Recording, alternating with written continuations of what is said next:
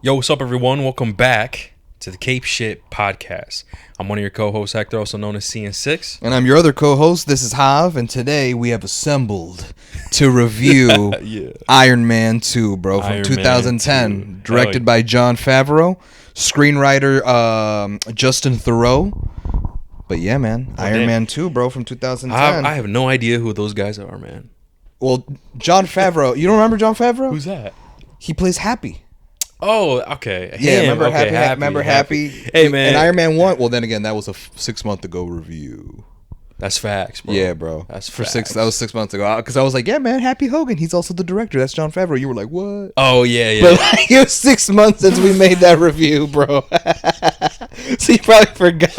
I did, bro. I fucking did. It's funny as shit, 6 months dude. ago, Hav? Come on now. Yeah, Of bro. course I was going to forget, dude. Yeah, bro. Jesus, and man, you guys already know, man. I suck when it comes to like remembering shit. like memorizing like actors and Names and directors stuff and like shit. that. Yeah, but if you say like their character name, I'm like, all right. Oh, Happy? Yeah. Yeah, I know Happy. That's my dog. For real. I know, yeah, I know Happy. But Iron Man 2, guys. But before we get into it, I'd like to remind you guys that you guys to listen to us on Spotify, Apple, SoundCloud, and YouTube. Make sure you follow our socials at Cape Shit Podcast or go to capeshitpodcast.com. And also, make sure you follow Super Synopsis on all of our socials. Yeah, for, a 1 minute or less crash course on your favorite heroes or villains. The socials are at Super Synopsis or go to supersynopsis.com. All the links will be down in the description. But yeah, with that being said, dude, Iron Man 2. Bro. Iron Man 2, dude. This is the third movie of the MCU. Of the MCU, dude. Of the entire And MCU, bro. And here's the thing, man. I haven't seen this movie in years, bro. Yeah, me neither. I haven't seen this movie since I want to say since I was a kid, bro. I'm not gonna lie to Would you, you say that you haven't seen this movie since it first came out in theaters? Well, actually, that's a good I question. never saw it in theaters. I was gonna ask, did you watch the movie in theaters? No, bro. Hell no. The way I saw it Okay. was those bootleg movies. Oh, I know what Remember? you're talking about. The shady motherfucker working Yeah, at a car man. wash. My dad's like, yo, bro, I got the new stock. New stock. Check it. And he like comes home with these movies that are pirated. Hey, yo, in Minecraft, allegedly. Hey, yo. Right? And we're like, what the fuck? Like, So like me go, oh, fuck, I can't talk in Spanish. No, I know what you... Like, look, Iron Man 2.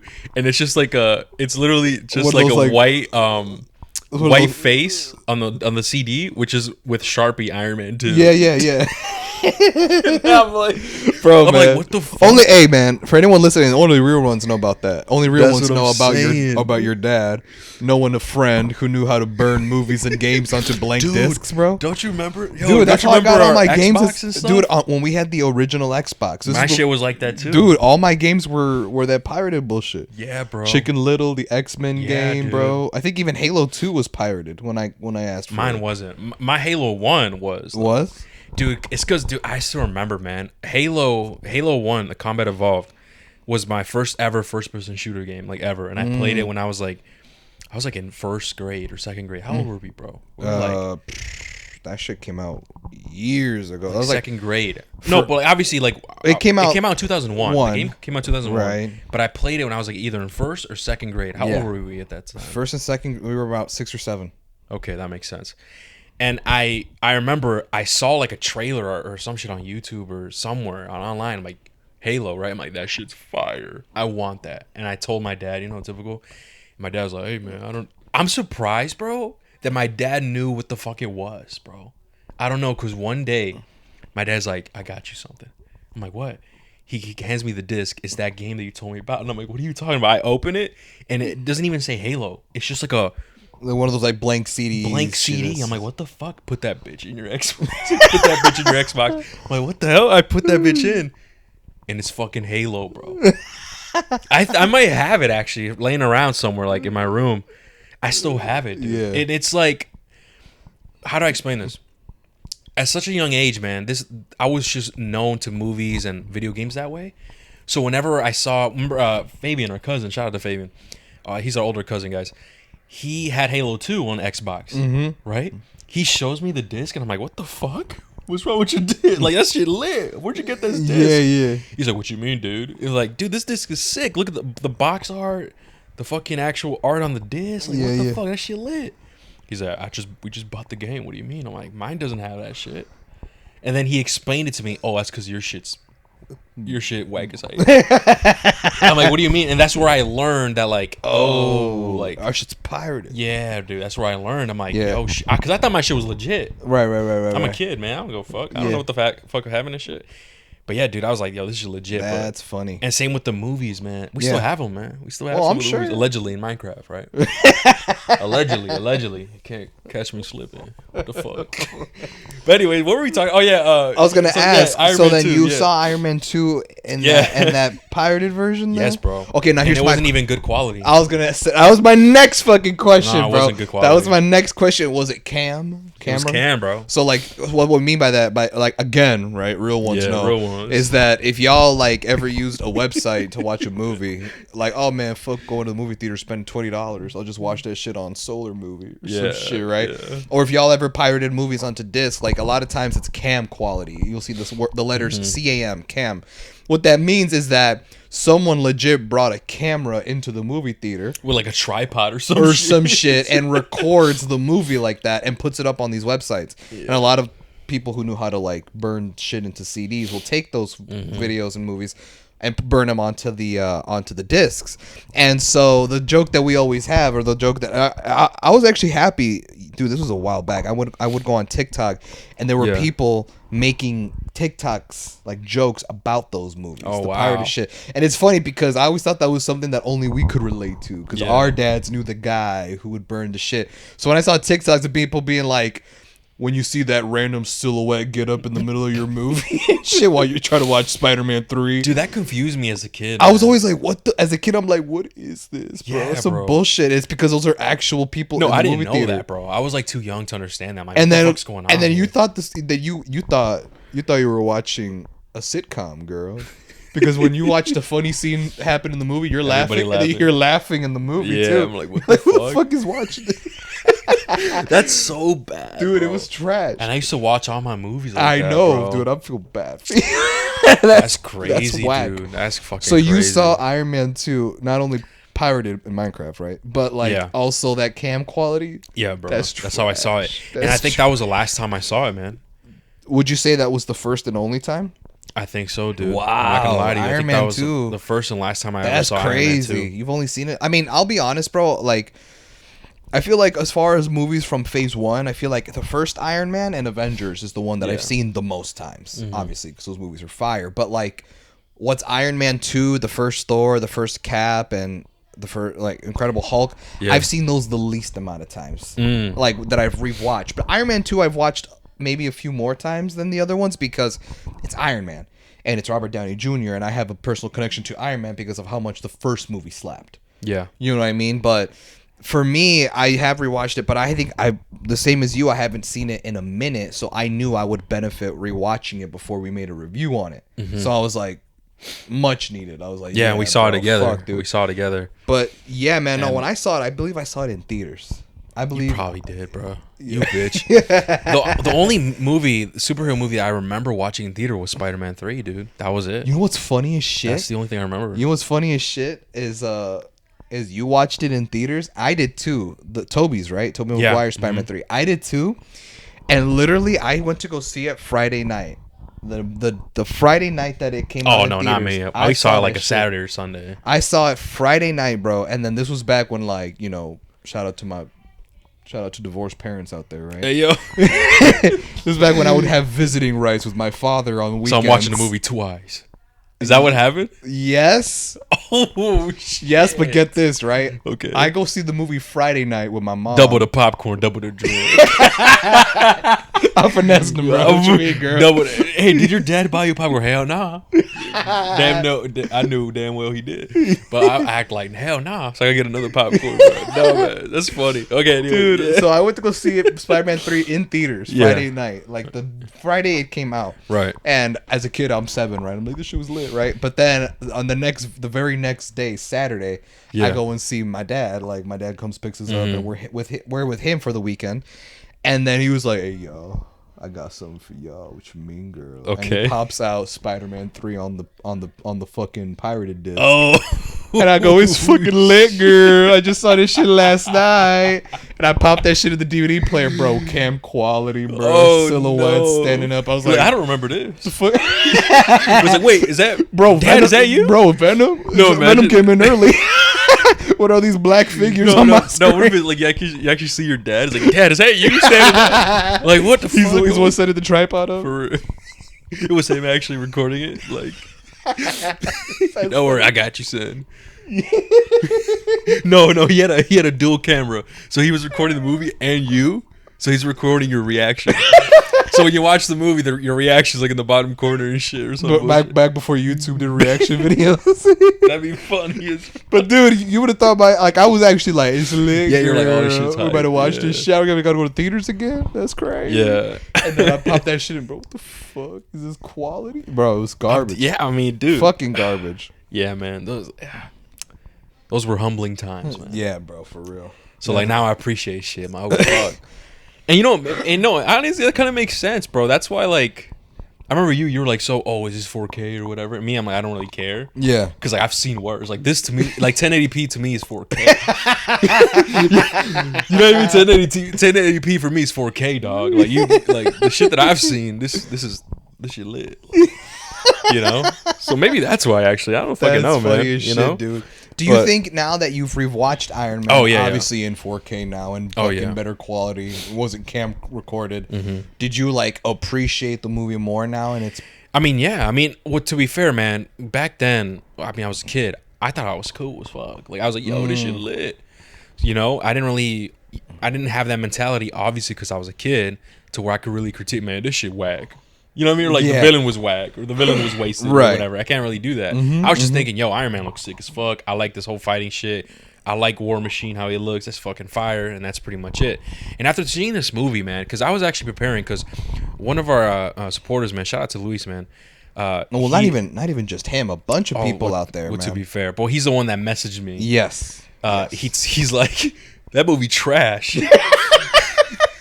And I'm like, all right, bro. Like, I'm like, so, and even a lot of people, right? A lot of people say this is the worst Iron Man movie of the trilogy, and everything, you know. And it's crazy because, hey, man, y'all probably gonna hate me, man. I don't really think it's that bad. You know, I don't. Okay. After I got off like the high of watching the movie, because I did like the movie, man, and like I said, I was telling Hav, maybe I'm just blinded by like the current Marvel shit where like this makes it looks like a masterpiece to me, right? Maybe it's that. So after I got off that high, I went back and I'm like, you know what? I was thinking, okay, there are some issues here. Yes. And that's why like I actually prepared. I actually have some notes. Oh, you have notes down. No, yeah, I have notes down. I have some notes. And for me, bro, I agree. I wouldn't say this movie was trash. No, but it's obviously not the best. When I was a kid and I watched it, yeah, obviously I thought it was lit. Yeah. But as I got older and I watched it years later, I realized that it was not as good as I remembered it. Yeah. And I was like, what the fuck? And so, like, once I started to kind of, like, got older and I would rewatch it, and I'd be like, oh, I see. There are certain inconsistencies, certain decisions that they made with this movie that makes it inferior to what Iron Man 1 was, right?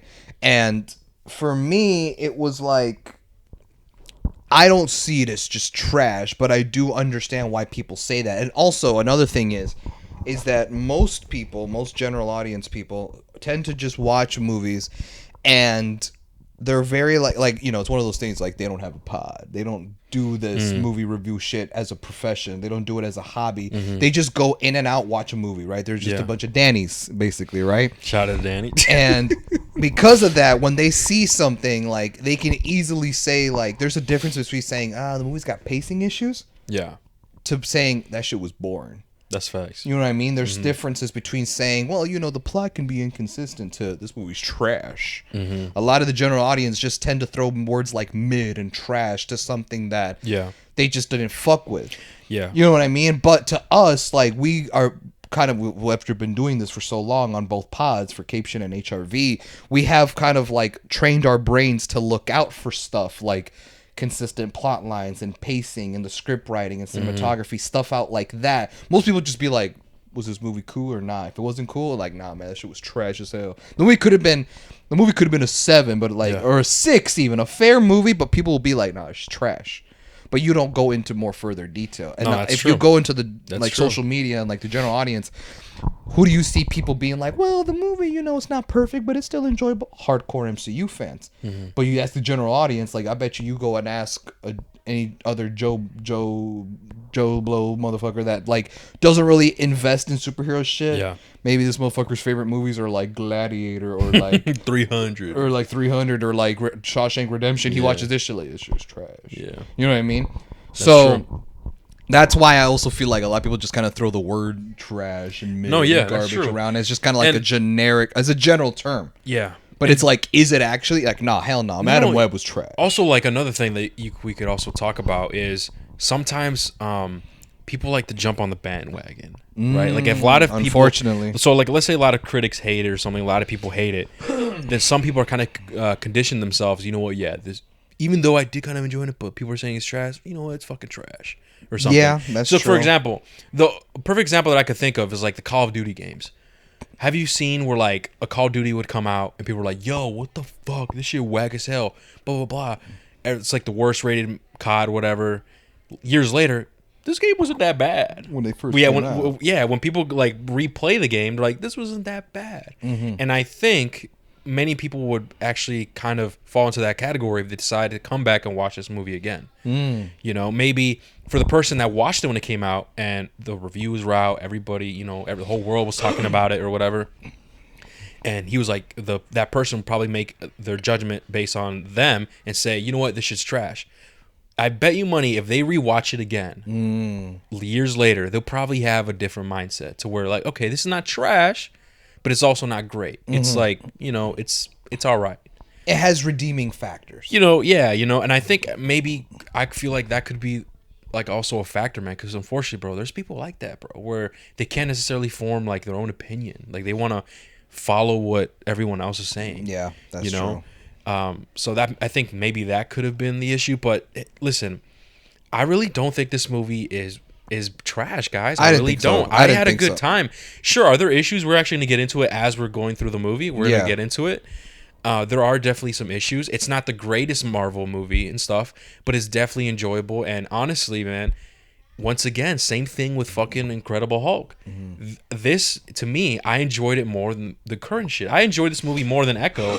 I enjoyed it more than the Marvels. Love and Thunder. I enjoyed it more than... Dude, don't even bring that up. Like, I'm not even... Love and Thunder is nowhere near this fucking movie, okay? That's facts. Iron Man 2, I enjoyed this more than She-Hulk. Okay, You know, yeah. like... You know what I mean? Like And that's this- what. And by the way, that's what you meant earlier by maybe I'm just blinded by the current MCU and why Exactly. I feel like this movie compared was like fucking fire. a bro. masterpiece. Exactly, bro. No, That's sure, what I'm of saying, course, but yeah. another, and I can understand that, but I mean, But like obviously you said, after I got off the some high, time, yeah, you yeah, were yeah. like, oh, you know, and that's typically what a lot of you hear a lot of times where people are like, oh, you go and watch a movie and it's fucking lit, but then the drive back home, you're like, You hold think on. about it. Yeah, you think about it more. You're like, hold on, what? And like, either the drive back home and you think about the movie either makes the movie better or lesser. Yeah. And that for you kind of started to see how it was lesser by some of the things that were inconsistent or Yeah. some of the decisions that they made with certain character aspects, certain Absolutely. villains, certain characters, certain Absolutely, storylines that went somewhere but didn't, and then blah blah blah. Like, and trust me, bro, once we get to super facts, and I mentioned this when we did our Cape Shit announcement, guys, that we uploaded recently. Yeah. I also mentioned that I have a bunch of stuff on the super facts section that are going to further give us a better idea as to why the issues that we saw in this movie happened. Perfect, And dude, bro. the research that I did and what I found, you're gonna actually like, it's gonna blow Really? your fucking mind. There was some drama going on behind the scenes, bro. There was some shit that You was, slept with my baby mama. dude. Imagine, and just for that, Just for that, you ain't getting this role. Or like, no, just for that. Well, actually, like, what would be something like? just for that, you are. Yeah, I don't know, man. I'll tell Marvel Studios to make your movie half an hour shorter. So what you mean, girls? Actually, that's a good question. How long is this movie? Okay, so that's actually gonna go into the super facts section, but this Oh, movie okay. is 2 hours. Oh, I think 2 hours. Under Oh, 2 shit, hours. I think okay. it's like an hour 58 or 2 hours Yeah. something. But it doesn't go over more than 2 hours, I think. Yeah. And if it does, it's maybe like a minute or two. But it's not super, super long. Okay. It's about 2 hours long. Yeah. Okay, so I guess with that being said, Hob, maybe we should start, getting into it, bro. All right, man. Well, so basically, like me and Hector said, we saw this movie together. Yeah. We wanted to prepare ourselves by rewatching the movie, having it fresh in our minds. And basically, the movie starts out in the very beginning. We're in Russia, and the movie opens up in Russia, and we meet the Vankos. Right? We meet Anton Vanko, who is this older man who's essentially on his deathbed. Yes. And he's like coughing and shit. He looks really sick. Beside his bed is his son, Ivan Vanko, who's played by Mickey Rourke, right? Mickey Rourke is a profound actor. He's been in a bunch of stuff. I was about to say, he looks familiar. So, what other movies was he in? I'm trying to think, like, what movies Okay. has Hector seen? And I think the only one that I can think of is the first Expendables movie. Oh, okay. He was in the first Expendables. I was like, dude, he looks familiar. He's been in bro. other stuff, but, like, I know him more from this role and Expendables 1. Okay, Other gotcha. than that, like, he's done other movies, but I just don't remember him in it. Okay. But yeah, so Ivan Vanko's played by Mickey Rourke, and he's sort of like looking over his dad. It's kind of obvious, his dad's not making it so much. He's kind of dying on his deathbed. While that's happening, off on this little like old ass TV, right? Is actually the press conference that was being held at the end of Iron Man 1, where Tony Stark is basically trying to deny the rumors of the Iron Man suit and blah blah blah and this and that. And that's when he finally just says fuck and he reveals to the world, I am Iron Man. And everyone starts cheering and taking pictures and blah blah blah. But you see the Vankos looking at the TV and seeing how Stark is getting all this fame and all this glory because of his Iron Man suit. And essentially, we then see Anton Vanko say some words to Ivan. He eventually passes away, and Ivan does this cry to the heavens, where he's just like angry and he's filled with rage. And you're like, and I remember because we were watching it, and you were like, "What's going on? Why is he angry?" You're like, "Oh, man, you'll get there. Just keep watching it. The movie's gonna explain." And then it leads to one of my favorite parts of the movie. I have a lot of favorite parts of the movie. My first one is literally right here in the beginning, right after his dad dies. Like Ivan Vanko's like, fuck Stark, I'm gonna go get my revenge. It's time to go to work. I'm gonna get my get back. Yeah, I'm gonna go get. It's time to get to work. And he essentially starts building his own suit, a suit of armor that's also being powered by the arc reactor. Because you then see that he pulls out these blueprints that has Howard Stark's name on it, obviously, but also has his father's, Anton Vanko. So he pulls up the blueprints and he starts making his suit. And if you notice, the way that he was making the suit is supposed to mirror the scene where Tony was building the suit in the cave. No, yeah, the part where like he was hitting it, like the bang shit. Yeah. And he's like, preparing his suit. Even his suit, like a little further in the movie when he's in the NASCAR race, kind of resembles a Mark I version of his own suit. You feel me? So he starts going into work. He starts building this suit together, and it's supposed to be like a dark mirrored reflection of like the scene of when Tony was building his suit in the cave and stuff like that. Yeah. And then eventually we just kind of see him build, and then it just says 6 months later. Yep. And now we're 6 months later, and we pick up on Tony Stark jumping off of the back of a plane. We have this 30 something second long just one shot of him free falling down to like AC/DC. That he fucking lands and slams on the ground. Everyone's cheering and shit. There's fireworks. All these bitches behind him with glow in the light. Oh yeah, the glow in the dark cheerleaders. lights on their chests and shit, and they're all cheerleading. And he's like, it's a very like sensory overload like introduction to Tony Stark, which definitely fits the character. And he's like, we're at the Stark Expo, and you find out the Stark Expo is an expo that belonged to the Stark family that would essentially show off new inventions. Inventions that would benefit the world. That would benefit the world, right? And obviously one of those inventions is obviously this motherfucker falling down into a fucking Iron Man suit and showing off the suit. Then he shows a little video of his dad on a projector, and he's basically saying, from all of us to you, thank you for coming to the Stark End. And you see, John Slattery, the actor who plays Howard Stark in the movie and stuff. And while everyone's watching the projector off to the side, Tony starts taking blood samples on this little machine. Yeah. And you notice that he has blood toxicity. Like he has something that's poisoning his blood. And at this point in the movie, it was like at 16% or something. Yeah, like it was like 15%. Something like that. Something real low, nothing to be concerned about. After that, Happy Hogan then escorts them all through like it's a POV shot. Happy's escorting him out of like the expo. He's meeting all these handshaking people, signs autographs. He meets Stan Lee. He runs into Stan Lee, but John Favreau, or Happy, right, calls him Larry King. Larry King, yeah. The radio talk show host, motherfucker. So, and then they eventually go back to the to his car, right, and he sees a shorty there. He's like, oh shit. No, he sees the car and the girl. He's like, does the car come with a girl? What's up? And then the Happy was like, hopefully. That was crazy, dude. Like, I'm telling you, what, crazy, dude. No, nothing's gonna beat the stripper pole on the jet in the first Iron Man movie. Oh, the stripper pole with Rhodey and Tony started like, yo, and they're like all lit and shit. Dude, I'm telling, like, listen, guys. I like this shit, man. I'm not gonna lie, man. I like that type of shit, bro. Like, I get it, man. Oh no, like, don't do that. Like, Disney now would never do this type of shit, you know. Especially how, and I mean, I get it, right? But I don't know. I kind of like it because it's kind of like more mature. Yeah. And to be honest, if we're gonna be honest though, like, if we're gonna keep it 100, okay, like, guys be moving like that, man. That's facts. Especially Tony Stark. If you got money, if like you got that? money, like, and even us, motherfucker, that's how we be thinking. All right, That's you know true. what? She's kind of hot, bro. Like, Oh no, I thought you meant like having bitches in your plane. oh well, no, on the stripper poles. absolutely, bro. Come on now, I'm gonna have like three stripper poles in that bitch, bro. What you talking about? No, but like, if we're gonna be honest, man, that's how we are, bro. Come on, Yeah. you know. And I get it, you know, the whole you don't want to. You know, I'm not gonna get into it too much. I get it, but hey, I don't know. I kind of like it. It's just more mature. Mm-hmm. It's kind of more like kind of relatable in a way, I guess, Yeah. for us guys at least, right? Mm-hmm. But yeah, that's pretty much it. And so, while they're in the car, right, what happens? The chick that who's like chick- trying to check out, right? He eventually ends- finds out that she's like some sort of FBI agent who works for yeah, the Senate. yeah. He's like, actually, I'm here to give you a subpoena that tells you that you gotta go and meet with the Senate of Armed Forces. So now he has to go to fucking court. So he goes all the way to Washington, D.C., and he is now in front of the Senate. And basically, the Senate is basically saying, listen, motherfucker, you are in possession of one of the most advanced high artillery fucking machine on a planet. on the fucking planet.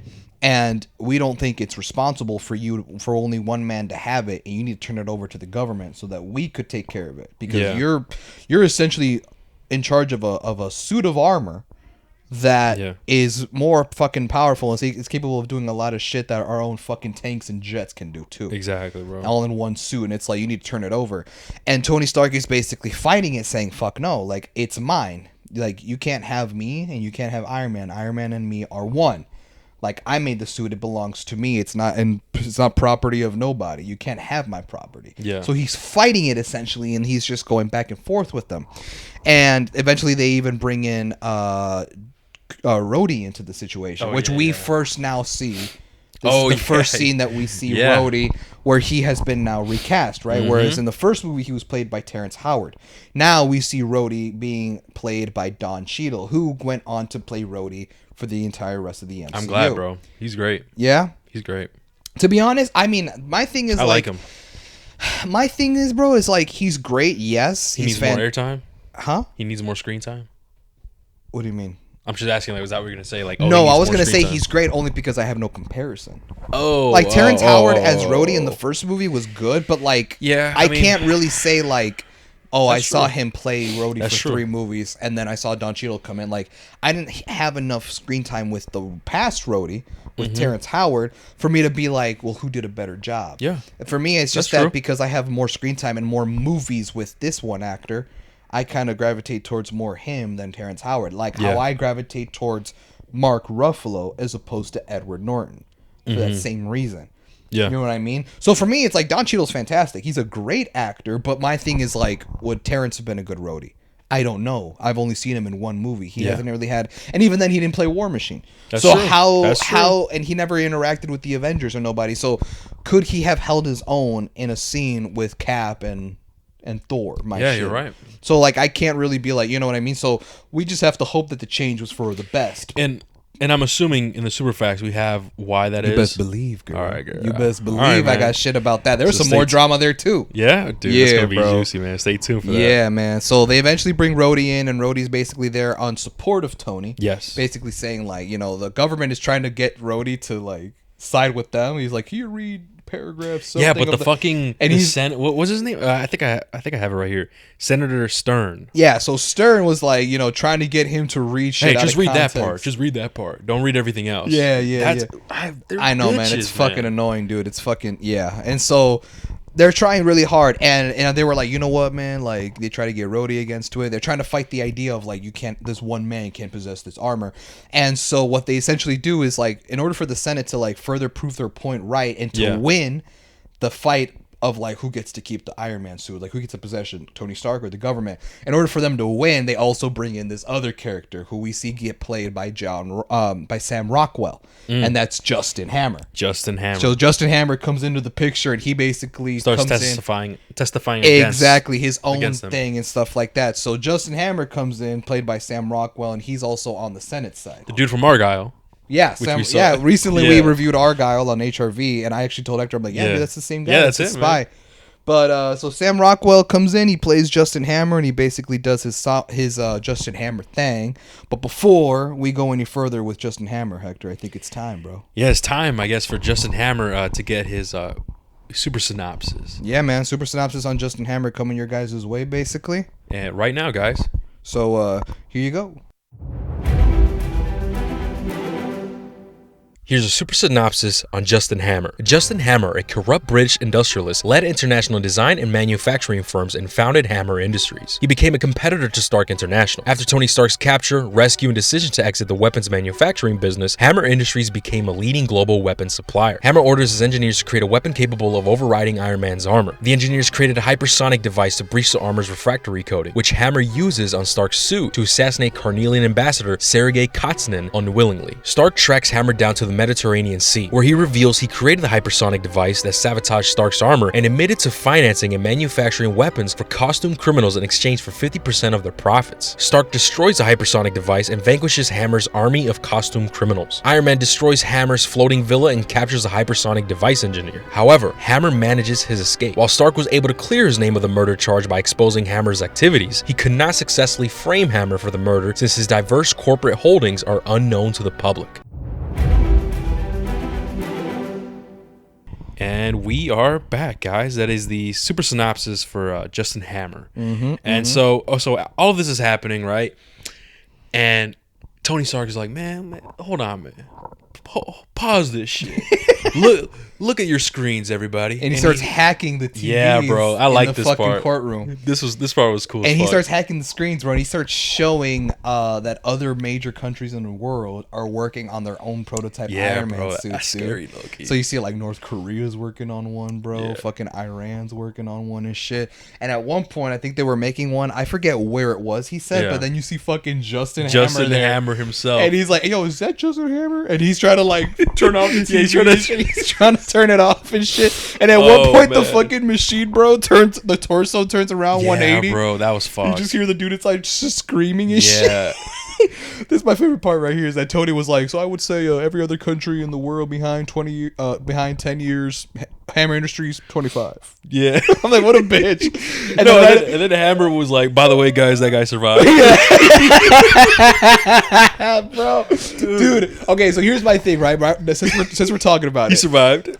Since we're talking about it, dude, Sam Rockwell as Justin Hammer is probably one of my favorite characters in this movie. Dude, he's really good, He's super funny. He's really good. He's super charismatic. And it's one of those things where it's like, I even heard that a lot of the scenes that he does where he was giving dialogue was improvisation. Oh, wow. It wasn't really like script stuff. Like, he's just really funny as an actor and very charismatic as it is, that he just knows how to carry a scene on his own. And we even went as far as to see some of the Disney Plus deleted scenes. And there was a deleted scene of the courtroom where he pulls out like the little Iron Man toy. Okay. Like, this belongs to my nephew Timmy. So I'll ask you this one thing, Tony Stark. Don't just disappoint America, but also don't disappoint my nephew. And then the Senate, and the Senate was kind of like, really, bro? Like, that was just extra. Like, why? They were just kind of like this shit. Like, they had their hand over their face. That was funny. And he just goes, "God bless Iron Man. God bless America." And it's like, bro, you're so full of shit. But Sam Rockwell plays that character so well, He's bro. He's just a good actor, bro. Even in like Argyle. Yes, man. Dude. He's really cool. Yes, I like him. He's so fucking funny. And one of the things that I can appreciate about Justin Hammer's character, bro, is that if you actually look at it, like, Justin Hammer is a lot like Tony Stark. He is he is like a CEO of his own manufacturing company. And exactly, he is a competitor of Stark Industries. But if you think about it, you kind of see like a what's the word? the other side of the coin, you could say. Okay. So like, whereas you could maybe, I don't know, I'm gonna just throw this out there. You can see as like Tony Stark being, I don't know, Bugs Bunny. Mm-hmm. Sam Rockwell's Justin Hammer's like his Daffy Duck, basically. Okay, I got because you. it's kind of like a version of him that without like the shit that makes Tony Stark humane and what makes him a hero. He is like the villain version. He is kind of like this more egotistical. He's basically, I guess, in a way, you could say that he is Tony Stark before he became Iron Man, before the cave. Mm. Whereas we are seeing Tony Stark right now in Iron Man 2. Yeah. He is Tony Stark after the consequences of the cave. Yeah. And becoming Iron Man and shutting down his manufacturing shit and like the missiles and all that. Like, you know what I mean? Mm-hmm. But Justin Hammer is essentially still the Tony Stark before he was humbled in the cave and all that shit. Mm-hmm. So you kind of see it as like they're kind of like the same character with different motives and different ideologies, essentially. Yeah. So I can also appreciate the deeper layer that they took with his character. Yeah. And how he's kind of like a mirrored version of him. Going further with that, also Whiplash. Right, Ivan Vanko, in the same way, in the little screen time that we saw of him, we see that he is also the son of an inventor father who is responsible for creating the arc reactor. So it's cool that both villains, both antagonists in the movie, are both darker reflect versions of Tony Stark. One in like the sense of the father kind of way, one in like the CEO of a manufacturing company that just wants greed and money and shit. Yeah. Exactly, bro. So I thought it was cool that like they did that with the characters, with the antagonists in the movie. Yeah, I like that too. I mean, even just the writing in this movie overall, man, I really enjoyed like the whole dialogue that we would get, especially his character. They wrote his character very well because every time he's on the screen, like he really shines, and even the dialogues that he's saying, and we'll get to that scene where he's doing his little dance moves. It's kind of funny and stuff, you know. Everyone talks about that. It's just or when he's explaining like his weaponry to Rhodey and stuff. We'll get to that. Like I just really like his dialogue, and even overall, man, I don't know, man, I really like everybody in this movie, man, except we'll get to it, right? Yeah, we'll get to it. We'll get to it. But okay, so after that, right, after the embarrassment, I think the senator was like, all right, we get it, just get the fuck out, whatever, we get it. And then Tony Stark basically just says, fuck you. Yeah. To the Senate, he goes, you can't have my property, it's mine. However, I did do you a favor. You're welcome. I created world peace. That's facts, now, bro. because of this suit, no one else has the technology advanced enough to build a suit like mine. Everyone else is behind like 10, 15 years. And no one is going to now mess with us because I have this suit and shit. That's and true. So he essentially flexes to the world that he has brought world peace. That's hard, though. Dude, that's fucking... and there's a lot of cool like one-liners in this movie. There was. You know what I mean? Like some lines, like I was looking at how I'm like, oh, you're like, that's cold. That's cold. Yeah, bro. You know, even with Ivan, he says some cool stuff as well. Yep. And I don't know, I just fuck with it. So even after that, guys, right? We're back at his workshop. Yeah, Stark ends up going back to his workshop, where Jarvis is confirming his toxic levels, right? And we find out, right, that what is it called? The palladium? Palladium. Right. So that is arc reactor. So originally, right, we know that the arc reactor is inside his chest because it works as an electromagnet. Yeah. He still has those metal shards in his body from when that nuke exploded in front of him. Yeah. But the arc reactor acts as a magnet to push those shards away from piercing his heart. Yes. However, the thing that's powering the arc reactor is that palladium shit. Palladium, exactly. But we then find out that the palladium, the thing that's powering the arc reactor, is slowly killing him. Is slowly toxifying. Is that a word? His blood, or intoxicating, I guess. Or no, intoxicating is. Intoxicating is me on a weekend. What you mean, man? Oh, hey yo, what? Hey yo, no, I don't know. You said toxifying.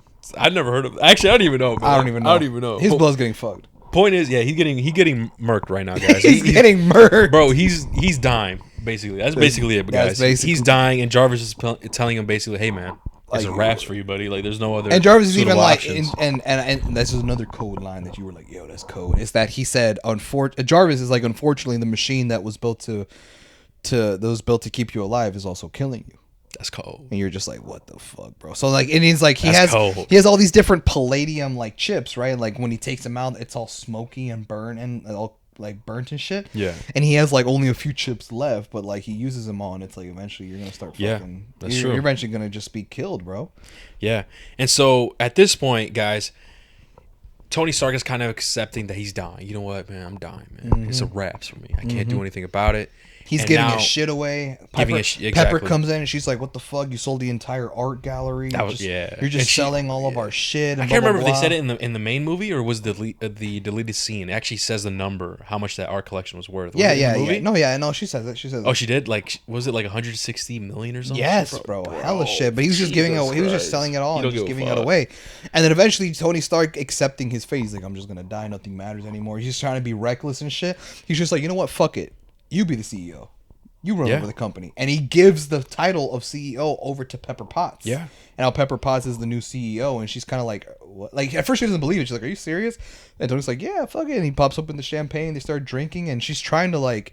Take it all in. Yeah, she's trying to take it all in, trying to be like happy, like, "Oh my god, I just Exactly. got promoted." The promotion of a fucking lifetime. But then later on in the movie, she's not fucking with it because this motherfucker's still acting reckless and still being stupid. And it's like, but it's just because this is way of Tony Stark of kind Yeah. of, I guess you could say, what's the word? It's his way of like accepting that it's like nothing matters. I'm gonna die. Shit's happen, right? Like I'm trying to think. We made a Q&A video on HRV, and you said we were on the topic of like how we thought that the Doomsday 2012 shit was real or fake. Oh, yeah. And you said that on the night that the day was supposed to end, you were just like, "I accept my fate, man." Oh, I yeah, accept yeah. my shit. How me and Mario were like, we all were like, "Oh shit!" Low-key, like, what if yeah. Loki it's real? So like, we just accepted it. We were like Tony Stark for real. Like, I was literally him, bro. Like, Yeah, I felt bro. that. Like, I just accepted it. I But I wasn't accepted asleep. my shit, bro. Hey, man, that's facts, bro. Did you? I can't remember. Did you feel that way too? Like during that time as a kid, like The 2012 shit. Yeah. Yeah, man. Did you just accept it? Like, I'm going to sleep. just But like, if I'm man. gonna go sleep, I'm gonna sleep. Yeah, forever. don't you remember in the Q&A video I mentioned that I can't remember. I watched the movie Oh. and I said that I used it as my way to survive? I was like, "Dude, bet, bro." We need all the jet fuel. I was like, We need all the jet fuel we need right now. yeah, bro. I was like, "Okay, so me a bet. jet. So by 3 years, I needed a submarine." Bro, no submarine, no pilot, it's no pilot training, bro. I was in my bed like it's a raps, man. Like, bro, Where am I gonna my get all driveway's this going. canned food? Bro? I'm gonna have to start robbing food drives. Like, fuck the homeless people. I gotta worry about me. Yeah, dude. Fuck the homeless people. Like, give dude, me the I'm gonna wake up. canned I'm food. gonna wake up to just big ass cracks in the road. Remember that in the movie, bro? There was just big ass cracks on the road and shit. Yeah. My 'cause driveway of gonna be gone earthquakes. tomorrow. Bro, that shit was oh man. But like a part of me was like, nah, that shit bullshit. But then a part of me was like, you know what? If this is the end, this is the end. I'm gonna sleep forever.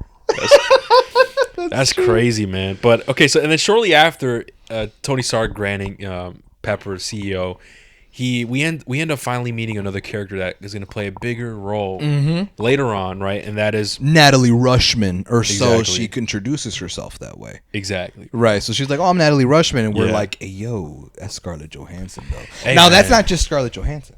That's Scarlett Johansson from 2010. Hey, man. That's 14 years younger Scarlett Johansson, man. She bad, bro. She bad as hell. Off the slide. Yeah, dude, she's Yo, so bad. damn. It's funny because like me and Hector, man, when we watch these movies, we're dorks, bro. Like every time she was on screen, Hector would just look at me, bro. How she's so bad. That's man. facts, bro. I'm just like every time she graced the screen, I was like, we were like, "Fuck, man, she bad as hell." Like, Dude, she's an attractive woman, dude, she is man. very That attractive. was like what, 14 years ago? Dude, yeah, because the 2010, that's when Iron Man 2 Damn, how old came was out. she at that time? So right now she's 39. Oh fuck. So Yeah, she so was like she's- mid-20s? Yeah, Oh fuck. yeah, bro. Damn, man. Yeah. And so She comes in and, Hey, she, and- essentially she gets hired in. yeah, and this is the part where I'm telling you, man, Tony was reacting the way we reacted. Bro, that shit was Tony was like, "Well, hold on, who's that? You come here, get over here now." Like I'm telling you, I don't know. I kind of like that shit. He's like, "Yeah, that's right. Like that's how I'm feeling." And Tony's acting that way. He's like, "Yo, come here. Oh, I need a new assistant or whatever." And what I thought was kind of funny is in this scene, he's like, "All right, hold on, I got to talk with Pepper real quick." Happy trainer, because they're at this point they're like sparring. Yeah, they're sparring, in the boxing ring with Happy and Tony. And it's so funny because like, okay, train or something. And as he leaves to talk with Pepper, and then she actually gets in. To me, I'm like, what? Like if that was me, I'd be like, what the fuck am I doing here? I'm not doing this It's shit. not an interview. Yeah, and so he's out here talking with Pepper and stuff. Hey, I need a new assistant, so she's perfect. She's right there. Hey, what was your name again? And then she's Rushman or whatever. He starts like finding out. Oh, she could speak all these different languages. Oh, cool. She's really valuable. And then we see like her true colors kind of come out when Happy throws a punch at her, and she does a weird ass Like Black Widow move. Black where Widow she like wraps move. her leg around her around Yeah, his bro. neck and like flips some him Rey over. Mysterio shit. Dude, yeah, bro. Some Rey Mysterio shit, bro. And at that point, we're like, oh shit, like she means business. Yeah.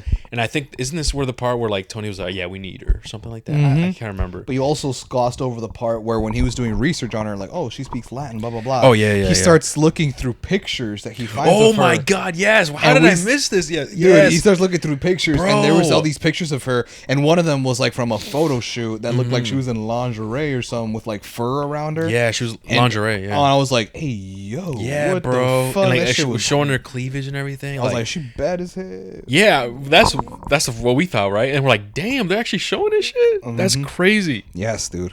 And it was kind of funny because like Tony was kind of saying under his breath, is like, oh look, she models. Like, have you ever modeled before? To like Pepper or whatever. But dude, I was surprised when I saw that, man. Yeah, I was like, I ain't what the hating hell? though. Oh, of course not. I ain't hating. I replayed that shit 5 times. Really? Because I just paused it there and left it on my screen for 10 hours straight. No, but that shit was crazy, man. Shout out to Tony Stark, man. He just like me for real. Man. Except like he can actually say the things I want to say because he got money. No one Bro, as soon as she walked in, hey, you get over here. Like, she actually did. yeah, because he got money. Come on, Hob. I'm telling you, bro. There's no way that would work on us. Like, hey, yo, come here.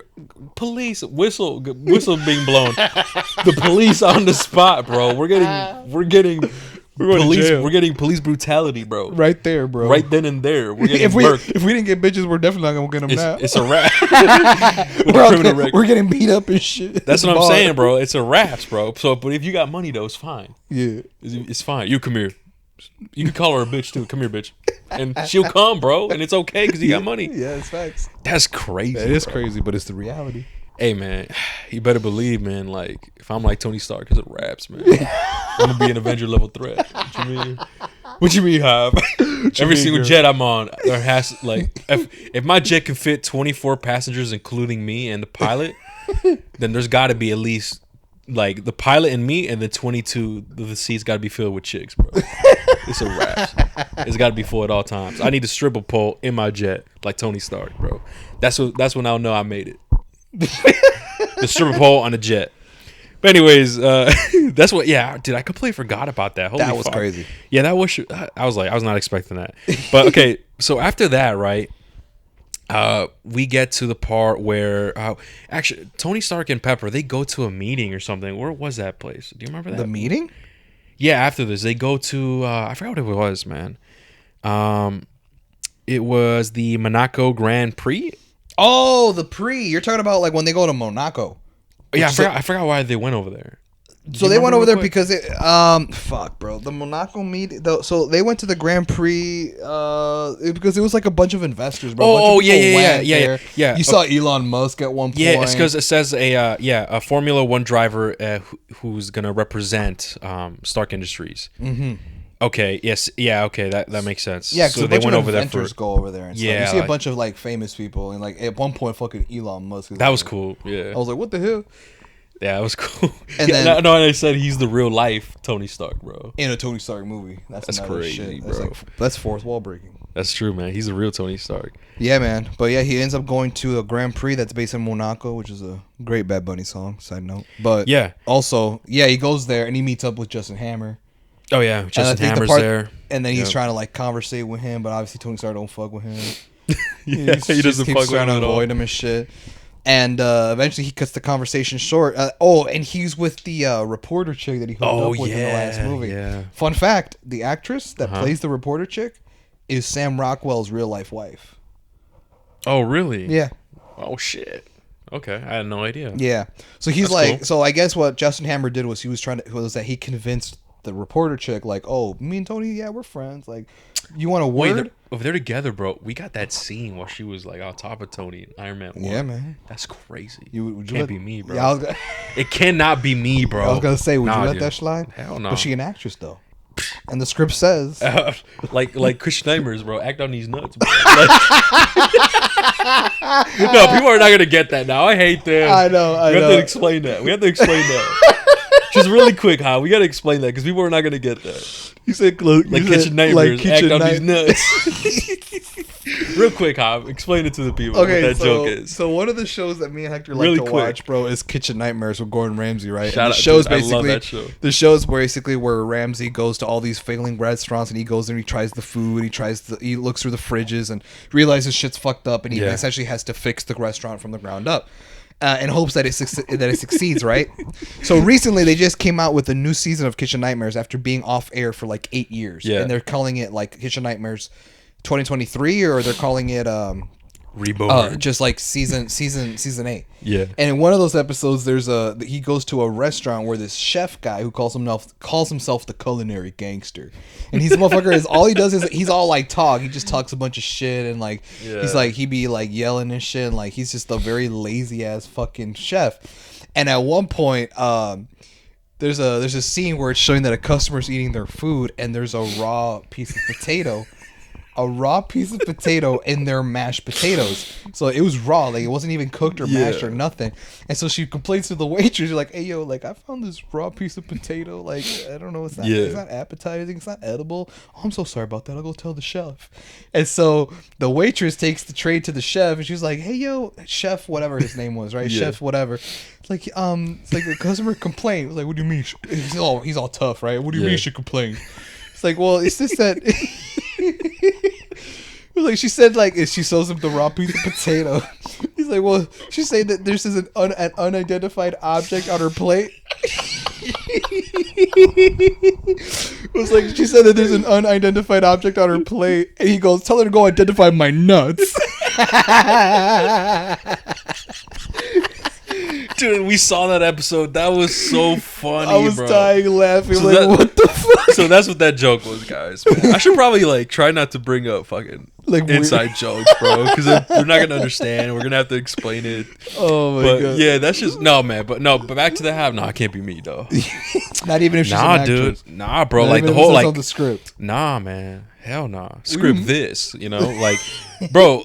It's like the whole, the Zendaya shit. Remember the whole like I know that new movie. Yeah, that new. We're not gonna watch it, guys. By the way, just letting y'all know. Or we probably will, but not review it. I don't know. The one where she's like making out with two dudes. Yeah, bro, two dudes on her and shit. I get that's acting, right? But if I was Tom Holland, it's a raps, bro. I'd have been like, yo, what the man? I'm out of here, bro. Do you know who I am? I'm Tom Holland, bro. I'm Spider-Man. I'm Spider-Man. Do you know who I am? I have like two or three $2 billion movies under my dude. belt. That's what I'm saying, bro. But hey. That's crazy, bro. Can't be me, dude. Nah, I can't do That's that. crazy, bro. Hey, man. What if she was like, baby, it meant nothing? It meant something to me, though. No, that's facts. No, but okay, wait, listen. People listening to this, right? There's going to be some guys, actually, yeah, probably guys, man, or some girls, man. You guys are insecure. No, man. It's not that, just don't get it, man. It's not being insecure, man. It's being secure in myself and my own boundaries, right? And what I want in a woman, man. And me personally, I do not want my woman to be on screen for millions of people to see or forever, right? Because to me, I'm like, okay, my woman should be sacred for me, man. Like type shit, I'm not trying to see my woman. I don't want millions of guys seeing my woman like that. Like what type the fuck? shit. It's like it's some respect. It's like, but she's an actress, blah blah blah, this and that. All right, well then we won't date actresses. That's hey man, it is what it is, we'll bro. date a singer. There's nothing wrong with that. Hey, you guys could do whatever you want, just like we could commit to whoever we want. That's facts. Come on, now. Just like we can do whatever the fuck we want, bro. Like putting stripper poles and sexualizing women on our jets. Hey, dude, shave. Why not? Fuck it. Why not, dude? Nothing wrong with that. They're not even my baby mamas. I'm not bringing them. My mom ain't gonna meet them. These are just hoes to me. That's hey, dude. That's like the really. I think that's the realest shit you've ever said. People don't even listen to this. Oh my god, they're so. What's the word? Fuck them. I don't know what's the word. No, I know what you mean. Like misogynistic. Oh yeah, we're not. Though. Nah, man. We're just keeping it real. Hell no, man. Come on, man. Let's keep it real, man. But where were we at? Oh yeah, okay. So that happens. We find out that that little fun fact you say, And then Tony Stark cuts the shit short. He's like, man, I'm out this bitch. I'm out this bitch. And he goes to in the bathroom and he tests his blood. His blood. Toxicity Yeah, his blood again. Somewhere around like in the 30s or 40s at this point. I forget what the exact number is. And to further accelerate that mentality of like, I'm about to die, fuck this shit, YOLO, right? He's like, what else can I do? What else can I do? Yeah. And he looks himself in the mirror. You got any other bright ideas? And the next shot of the movie is him gearing up to race in the NASCAR race. This is crazy. You're like, what the fuck is he doing? And you actually see him kicking out the actual dude. Oh yeah. The guy's like, what the fuck this? And he walks off. And even the screen, right? You know how like typical shit, like on the NASCAR, like on the screen, it gives you like the last names of all the racers and shit. Yeah. You see that one dude just get like erased and it just says Stark in its place. Yeah. And that's where Pepper's like, what the fuck? Pepper's looking right, like, what the fuck's going on? Yeah. And she runs out to the street and Happy's there with the car. He's like, get in. And like, we gotta go get him. And they all drive into the fucking pre and they're like, oh shit. And then 3, 2, 1, they start fucking racing. And then this is the part where I was like, come on now, that's not realistic. Is when Happy drives into the the racetrack, but he's driving. Oh no, they start doing this. They start doing this, bro, after Vanko shows up. No, he hadn't gotten onto the no, track yes, yet. Bro. No, because he got to the track after the cars started racing.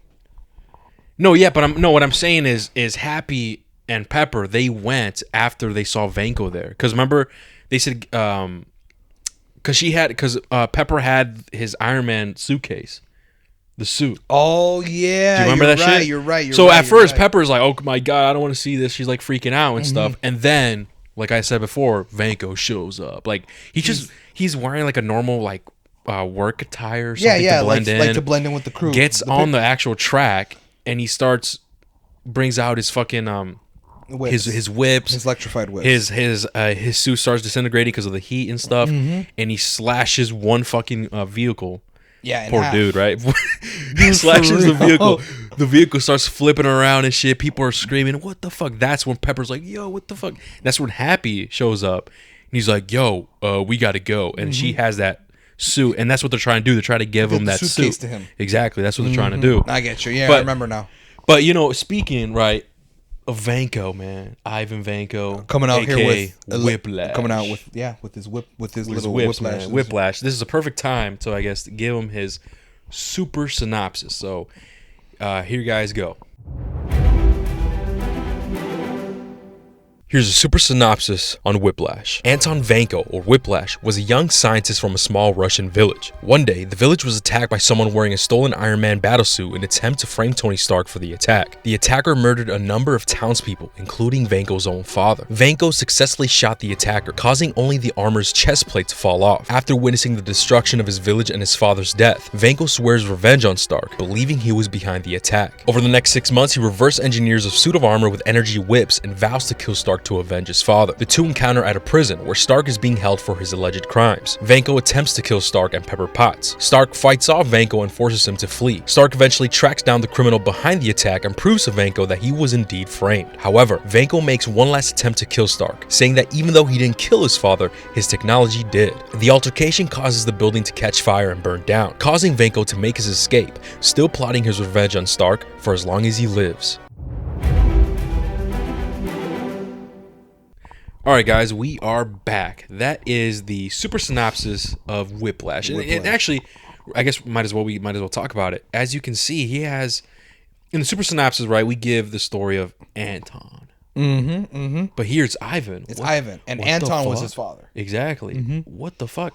No, guys, as you guys just heard, right, in the comics, it's actually Anton that he loses his father at a young age. And I guess here they just they just did it differently, whatever. I think they did it so that they could create a new character and name him Ivan and have him be like, again, a dark reflected version of Tony Stark. Yeah, because in the comics, in the super synopsis, right, Anton Vanko, he's not really an inventor, but he dedicates his life to like he was a scientist. He was a scientist of some sorts, but nothing in correlation to like the Tony Stark shit. Like in the movie, you find out Anton Vanko helped work on the arc reactor stuff with Howard Stark. Exactly. Whereas in the comics, there's no correlation to the Vankos being somewhat involved at all with the Stark family. Yeah. So that's why I think they changed it here, where it's like, what if we made the villain a descendant of Vanko that could be like a dark reflected version of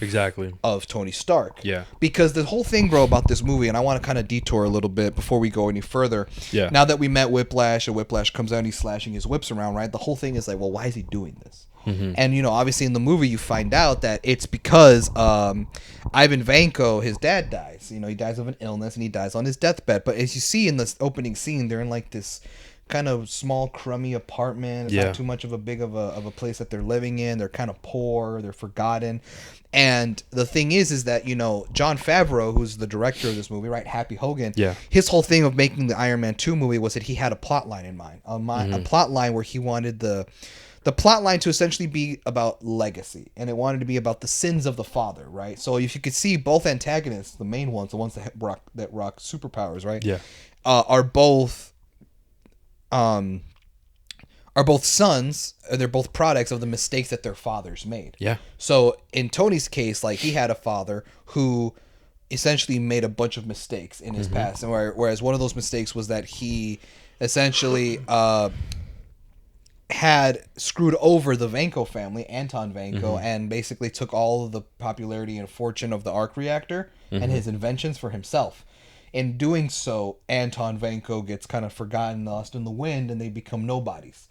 Anton Vanko, his thing is that he was dealt the shit end of the stick. Therefore, his result of him kind of obviously does what, like, leads Ivan Vanko a life of, like, where he was also poor and growing up rich, right? Bro. So, because of the results of what happened to both fathers, Tony Stark kind of grew up in that filthy rich, praised, worshipped Stark legacy, whereas Ivan lived a Vanko legacy that was forgotten and basically nothing. It was poor and crummy, much like the apartment that they're living in. So I see why they changed it. Like, let's make Ivan Vanko and have him be a son, and like they have like similarities. They're like similar in a way, but one of them is darker. Like, it's. And to be honest, it's not really a bad idea. No, it's not. It's not, in fact, a better idea. In fact, that is actually. I mean, I won't get too much into it. Obviously, I want to get into the super set. There's more in super facts, but I'll say this little bit. Jon Favreau wanted to pursue that storyline to be the main plot of the movie. He wanted there to be a more compelling character with Whiplash and have him be this dark, reflected version of Tony Stark.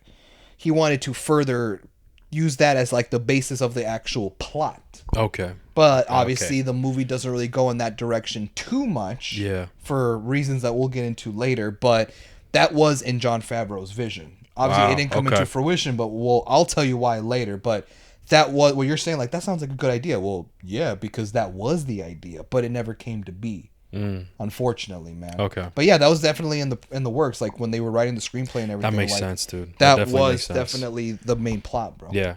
And so, so after all that, right, now we're at the scene that you're describing where you thought it was unrealistic that they're fucking driving on the racetrack, bro. But they're driving the opposite direction. Dude. Nah, there should have. That's crazy, bro. Dude. What the fuck? And the cars were going fast, bro. Dude, it's NASCAR. They're fast as fuck. Yeah, dude, fuck that shit. And so they're driving, and they get to Tony. And well, before they get to that, Whiplash finds his car and slashes his. Oh yeah, dude. Yeah. And then fucking his car fucking like turns and tumbles and all this shit. And eventually he was able to undo his seatbelt and get away. And Whiplash is still whipping his electrified whips onto him. He's trying to kill him and shit. And then eventually Happy Hogan comes and hits him with the car. I will say, this is one scene where I was just kind of like, okay, this is some MCU humor that we can cut short. And that's true. That's where he's like, he's reversing and he's hitting him like, oh my God, everyone's screaming, what the fuck? He's like, yo, give me the suitcase. Yeah, no, that's true. I definitely agree, but not gonna lie, bro, I kind of liked it, man. I liked it more than the current shit. Yeah, I thought it was a lot more funny. Well, my thing is, it is funny, but I feel like it goes on for too long, which is where I can see that, bro. Where I think that's where a lot of the flaws of the current MCU projects, like the current movies and the current shows, what they suffer is too much comedy or a scene that's supposed to be funny that just kind of goes on for too long. That's true. Maybe if you would have like reversed and hit him twice and cut it off at that, but he does it like 2 more times. He reverses and goes forward like 2 more times before he eventually slashes the door in the car, and all this bullshit. And that's when Tony finally gets the suitcase. Yeah. And maybe if they would have cut that scene a little short, bro, like I probably would have been like, okay, that was funny, but like I feel like it just kind of goes on too long, and everyone's screaming. Everyone's just like, what the fuck? Everyone get the fuck down. I'm just like, yeah, it's getting a little too much. It's not that hard. Just give him the suitcase already. I feel like it's just going for way too long. But then eventually he gets a suit. He gets the suitcase. He opens it up, and you find out that it's this super compact makeshift like Iron Man suit. Exactly. One that is in a suitcase for travel purposes, and he puts it on, and you see it like assembling and everything, and it's supposed to resemble the Silver Centurion armor. Hey man, the armor's fire, man. That armor is fire. I like it, man. I like the color scheme, dude. I like it's the color really cool. scheme. It was cool. And it's one of those things, bro, where it's like my issue with the Iron Man movies. Here's the thing, right? Here's the thing. We talked about this in the first Iron Man movie. Real quick, fun fact is that this is the suit that Tony Stark created to defeat Obadiah Stane. Yes. In the comics. Yes. But they did not do that in that movie. No. They decided to do it here, and it's like a mini, it's a mini thing. We don't see the suit again. This is the last time we see the suit. It's like a mini Easter egg that we get, and I thought that was pretty cool, man. I don't know. I always liked that fucking suit, bro. It was really cool. But anyways, you were saying, bro? I was saying that one of my things about the Iron Man movies, I think that's kind of disappointing for me, is that in the solo Iron Man movies, you know, they have a tendency of like, well, in the comics, right? Like Tony Stark has all these Iron Man suits. He's a fuck ton of Iron Man suits. A bunch, right? And my thing about the movies is that they have this tendency of like introducing new suits, but like he doesn't ever like rock the suits for very long. That's true. You know what I mean? Like Iron Man 3 is probably the only movie that I can think of where like they introduced the Mark 42. It's like that Iron Man suit that was way more yellow in the chest and the legs and the arms than it was red. Remember that one? I'm trying to remember, It was bro. a lot more yellow. I'm gonna be honest. I think that's my least favorite Iron Man. Really? Suit. Yeah, bro. Because that Iron Man suit, bro. Like, yeah, it's more advanced and it did a bunch of shit, but it was more yellow than it was red. Whereas I'm used to Iron Man having a suit where the red dominates the suit more than the yellow. Yeah. Okay. See what I mean? And I think they were just playing like homage to the comics. Because in the comic books, like his suit was actually like that, like really bright yellow, and red. I don't know if you could maybe. No, like I'll show you. Like you could show Iron Man 3, bro. Like the Iron Man 3 Mark 42 suit. This is what it looks like. Yeah. Look, this shit. Like there's barely any red. Yeah. Like his chest, the arms, even the legs. Like there's barely any red on his suit. Oh, that's what you mean. I think meant like the bright. Okay, yeah. No. This is what I mean. There's a lot of yellow in his suit, but I'm used to like the OG Iron Man where, oh shit, no, not the Mark it's mostly the red. The Mark 5, my favorite one. Wait, what? Oh, it's the 6. Oh, Mark 5 is the Silver Centurion armor. Silver Centurion. But the Mark 6. Yeah, my favorite Iron Man suit. Oh, yeah. My favorite Iron Man suit simply because it has the triangle centerpiece. But this is what I'm used to. No, I got More red than yellow, right? And I'm not gonna lie, bro. I got you. You know what's something that I think I've talked about this? I feel like I've talked about this in the first Iron Man review, bro. Did you? I feel like I did, but in case that you prefer the triangle? No, not that. I did mention that, but one thing that I don't know if I mentioned in the first Iron Man Super review, in the off chance, guys, that I didn't mention it, I'll mention it here. But if I did mention it, I apologize for repeating myself. I want to make sure that I get this point across. I do think that the Iron Man suits before Infinity War, before he gets the nanotech suit. Oh, you did mention this. Before the nanotech suit, before that suit. Every Iron Man suit that we've had after Iron Man 3, like what was Iron Man 3 and like all the Iron Man suits after Iron Man 3 but before Infinity War, I feel like they did his suits dirty. I know what you mean. You remember? Yeah, what I'm gonna say? Because you said that you liked the bulkiness and like the more. It looks like an actual iron. Oh type no, suit. not that. I did mention that. Oh, but no, not that. Okay, so maybe I didn't mention it on my last pod. Here, I'm gonna pull up a good example. So I'm gonna pull up the Iron Man suit. Okay. From Spider-Man: Homecoming. This is my biggest issue with the Iron Man suit right here. So one of the things that I noticed is that the Iron Man suits, I feel like they're getting done dirty after Iron Man, right? Because Iron Man 2, we see the Mark 6. The Mark 6 is the one with the triangle suit. Yeah. Which is my favorite one. because it's like it looks like the Mark III. It looks like the old school like Iron Man suit. Yeah. Only his centerpiece is not a circle; it's a triangle. And if you notice, his knee pads are silver. And you're like, okay, that's kind of off. Why are they silver? It just kind of seems off. Everything about his suit is yellow and red, but his knee pads are silver. And for some reason, after Iron Man 3, when he made appearances in Civil War and he was a side character in Homecoming, I started to notice that the more Iron Man suits he made, the more silver there was in his suit. And it almost looked like the suits were incomplete. You remember how, like, in Iron Man 1, the Mark II was an Iron Man suit that was all silver? All silver. Then he made a Mark III that was more advanced, but then he sees, like, that car that he owns, then he's like, the yellow, red fiery one, and he's like, you know what? Add some hot rod red to it, or some yellow, and that's what gives him the Iron Man suit. And so, obviously, you see, like, that the machines, like, start spray painting this Iron Man suit and gives him his traditional red and yellow. This is Iron Man's suit, bro, from Spider-Man Homecoming, the first Tom Holland one. There's a lot of silver. Oh shit! Yeah. In the abs section, and like there's his arms. There's gold like near his shoulder, like his shoulder area, and like his face plate. Even down here to his legs. And my thing is like, what's going on? Why is there so much silver in his suits? And it gets worse. It looks like a fucking dude. I don't remember that. Dude, Homecoming. Yes, this is his suit from Homecoming. Wow. There's a lot of silver, and it looks. Not only does it look off, bro, but like. Look at how much little yellow there is. I see it, bro. Yeah. To the silver, it looks just incomplete. It looks like they stopped painting it or something. Yeah, dude. And it's like, what the fuck is this, dude? So I will say, bro, like they were doing the Iron Man suits dirty. I'm not gonna lie. They've been doing it dirty ever since like after Iron Man 3. My thing is, bro, and I will say this, and I don't know if I will say I know, guys, right? I'm talking shit.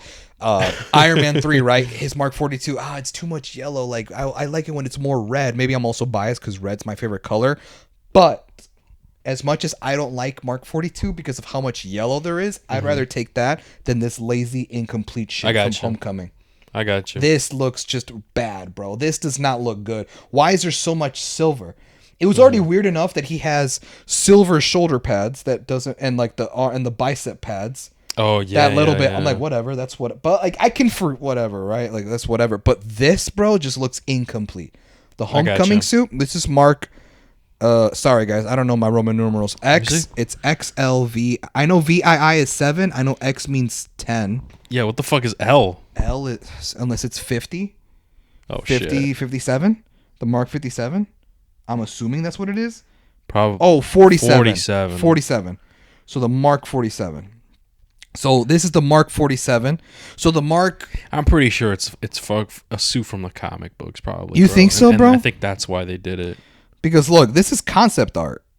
But this is how it actually looks in the movie. I'm not sure, bro. And look, here, look right here. Look, here it is, in plain daylight. This is a scene where Iron Man is face to face with Tom Holland. Look at all that silver on his abs. Yeah. So yeah, bro, that's literally from the movie. This is how it looks. Okay. And dude, I'm just like, that looks fucking lazy. Why is there so much silver in his suit? It doesn't look like it got finished painting. So like, as much as I talk shit about the Mark 42 from Iron Man 3 of all that yellow, I'd take that over the Mark 47. You. Personally, bro, I also like the silver Centurion. So let's say like if it was all silver and red, to be honest with you, I fuck with that. No, but that's different though, because it's an evil equivalent. Like the suit feels like it's 50% red, 50% silver. I got you. But here it's like, since you see some yellow, it's like 30% gold or some shit. And yeah, like, since you see some gold, you're like, bro, I feel like there's supposed to be some more gold here, but there isn't. Yeah, I got you. It feels like they stopped painting it. Yeah, okay, I can see that. So you know what I mean? Yeah, bro. But yeah, man, I don't know. I think that is probably my least favorite suit. Yeah, it doesn't look as great, bro. I'm gonna be honest with you compared to the other ones. But my favorite suit is the Mark 6, the one with the triangles piece. Yeah, and with the more yellow and stuff. Besides like that. Besides like the silver bicep pads and the knee pads, but I can forgive that honestly because I just like the triangle piece because it's, I don't know, it just looks cooler. But also in the comics, his chest piece is, what's that shape? It's like more of a diamond shape. Like a diamond shape? Yeah, it looks like a diamond, right? You know what I'm talking about? Oh yeah. It's probably a diamond. So that's why the triangle. I like the triangle design because it resembles more to the comics. I mean, we eventually do get that diamond shaped piece when Civil War. He does get a chest piece that's more like diamond shaped, like in the comics. But I don't know, the sharp edges, man. I just feel like, oh shit, it's a triangle. That's new. If they would have given me a star, I'd been like, oh shit, like I don't know. Like, because this is because what do you think about this? I'm bringing up the Silver Centurion from the comics, bro. Okay. And the helmet is obviously different, and he also has the. You've seen Dragon Ball Z, right? Yeah. Do you remember, guys? For my Dragon Ball Z fans, do you remember like Vegeta and like they would wear their Saiyan suits and they have like pointy shoulders? Oh yeah, that shit. They had, and the Silver Centurion, that's what he had. Look. Oh, interesting. What do you think? What do you think of this suit? That looks cool. And like even the helmet, you can see the helmet's like a bit different. It's more like a bullet shape. Yeah, it's more rounded. It doesn't have like that like jawline or anything like that. Yeah, I know what you mean. The pointed shoulders. I kind of fuck with that, man. Like if I saw this, I'd fuck. Like I kind of fuck with that. And obviously they didn't do it exactly like this in the movie, right? But it's the same color it's the same color scheme. They played like they decided to give a little Easter egg with it and shit. And whereas I don't know what mark that is, the Silver Centurion, but in the movie it's known as the Mark V. Yeah, I'm trying to the Mark. Yeah, it's 5. Mark 5. Wow, that's comic book accurate then. Holy shit! So then the Mark V in the movie Mark 5 is the Mark V in the comics, the Silver Centurion armor. Yeah. Oh, dude, then in that case, that's pretty accurate. I see what they were doing then. I think they were trying to make it like the same. Yeah. I'm looking. Yeah. Holy shit. Okay, cool, man. Oh, now we know why they went with that one. That's true. Yeah, and the pointy shoulders though, that looks kind of cool. Yeah, man. Not gonna lie, I'm indifferent. I don't know if I fuck with the actual helmet itself. No, I know what you mean. If it was like a regular, if it was like I think that'd be cooler. Yes, but I do like the whole like the triangle pointy shoulder shit. Pointy I don't know. That looks cool to me. No, I get you. I got some shit. I don't know how to explain it. It reminds me of not only does it reminds me of Dragon Ball. I love Dragon Ball, right? But it also reminds me of what is that? What are those Japanese big robots? Gundam. Oh, Gundam, bro. That big ass thing. Yeah, you know how they have those. That's what that reminds me of as well. Yeah, man. But yeah, dude. Okay, so we are going back to the fucking review, guys. Yeah, man. Apologize. So he has the Silver Centurion armor and he fights against Whiplash in a fight that doesn't really last too long. Oh no, yeah. He beats him kind of quick, and then police escort him out of the racetrack, and then eventually they take him to jail. No, but one key part as he's leaving, like he's laughing because he gets whooped, obviously, right, from the suit. He's laughing and he's like being escorted out. And he's like, Tony Stark, you lose. Yeah, he keeps saying that you lose. You lose, and he's laughing and shit. Yes. And he's like, what the fuck? What do you mean by that? Yeah. Girl? And that stays with him. And then later on in prison, he goes and meets him face to face. Yeah. And then like he basically was just like and then Tony starts like analyzing the suit that he had, and he realizes, oh shit, this motherfucker's an inventor. Also, oh yeah, he researches like who he is, and he finds out his history and stuff, and he finds out that his father was related, not related, but like worked with his father and shit. On the arc reactor, on the arc reactor, the fucking thing that's in his chest, bro. That's fucking crazy. Like, damn, bro. So I wouldn't be alive if it wasn't for my dad, but also your dad. So should I be thanking you? But you also tried to kill me too, and that's when he was like, "You come from a family of butchers and killers, and just like all famous rich men, you tried to rewrite history." And I'm like, "Damn, that's the fuck? Hey, man, that shit's cold. That's crazy." Your impression was cold, man. That shit was like, oh, for real? That shit was spot on right there. I didn't even, bro. You know what's funny? You always say that. Give me vodka. What are you saying? Say what? You always say that my voices are spot on. Because they are. I don't know what the fuck's going on. I don't even mean to. I just kind of do them. I remember when we did the casting video, that top 10 best and worst castings. Oh, yeah, I did a worst casting was Tom Hardy as Venom. I was like, I don't like Venom's voice, and then I made an impression. You were like, oh yeah, you were did. like, what are you, a soundboard, motherfucker? Like you. That's actually funny. No, it's true. I don't know, Haf. I just can't. I can't. What if I became a voice actor, bro? I'll be working at Pixar and shit. That'd be interesting. Yeah, that'd be interesting. Real, dude. That'd be what would you like to? How would you like to voice like a Russian dude or what? Like deep voice, monster voice. It'd be one of those things where it's like, you know how you get an actor who can do a variety of voices. It's like, oh, we need a safe bet. Let's get so and so. I don't know, probably something like that, because you can make a lot of good money like that. Yeah, if you have variety and shit. That's true, bro. That's true. Or be one of those like Japanese voice actors, bro. Those voice actors go hard, man. That's true. I'd have to learn Japanese. That's facts, bro. Japanese is so hard, man. Any other language is hard as fuck. That is true, man. Hey, speaking of Dragon Ball, I know that. Oh yeah. I know that was like a minute ago, but hey, man. Oh yeah. Rest in peace, man. Yeah, hey, man. Rest in peace, dude. I mean, what could we? I know you were saddened about that, dude. Hey man, it sucks. It's just because the manga was still going and stuff, and obviously, that's true. Yeah, he's gone. So it's kind of. I think it's either finally the end, or maybe they're gonna continue on without him, with different writers and different ideas, and I don't know. We just gotta wait and see, bro. But rest in peace, man. Fuck, it's a raps, bro. But okay, so yeah, so he's finally like captured and stuff. Tony Stark ends up kind of talking with him, finding out, yo, what the fuck? Yeah, man? exactly. And he's like, so he's like, so you know me. You're implying that you know me because you keep mentioning my family. Because he's like the Stark family, blah blah blah. And he's like, okay, so you know me, or someone in my family wronged you, or something. Exactly. He's like, that's weird because you have a grudge against me, yet I don't even know you. And he's like, but I know you, type shit. And it's like, fuck. And that's why he goes back home and he's in his little car, right? And Jarvis is doing research on who he was. And that's when he realizes, fuck, bro, his dad was working on the arc reactor shit, but he was suspected of espionage, so he was deported.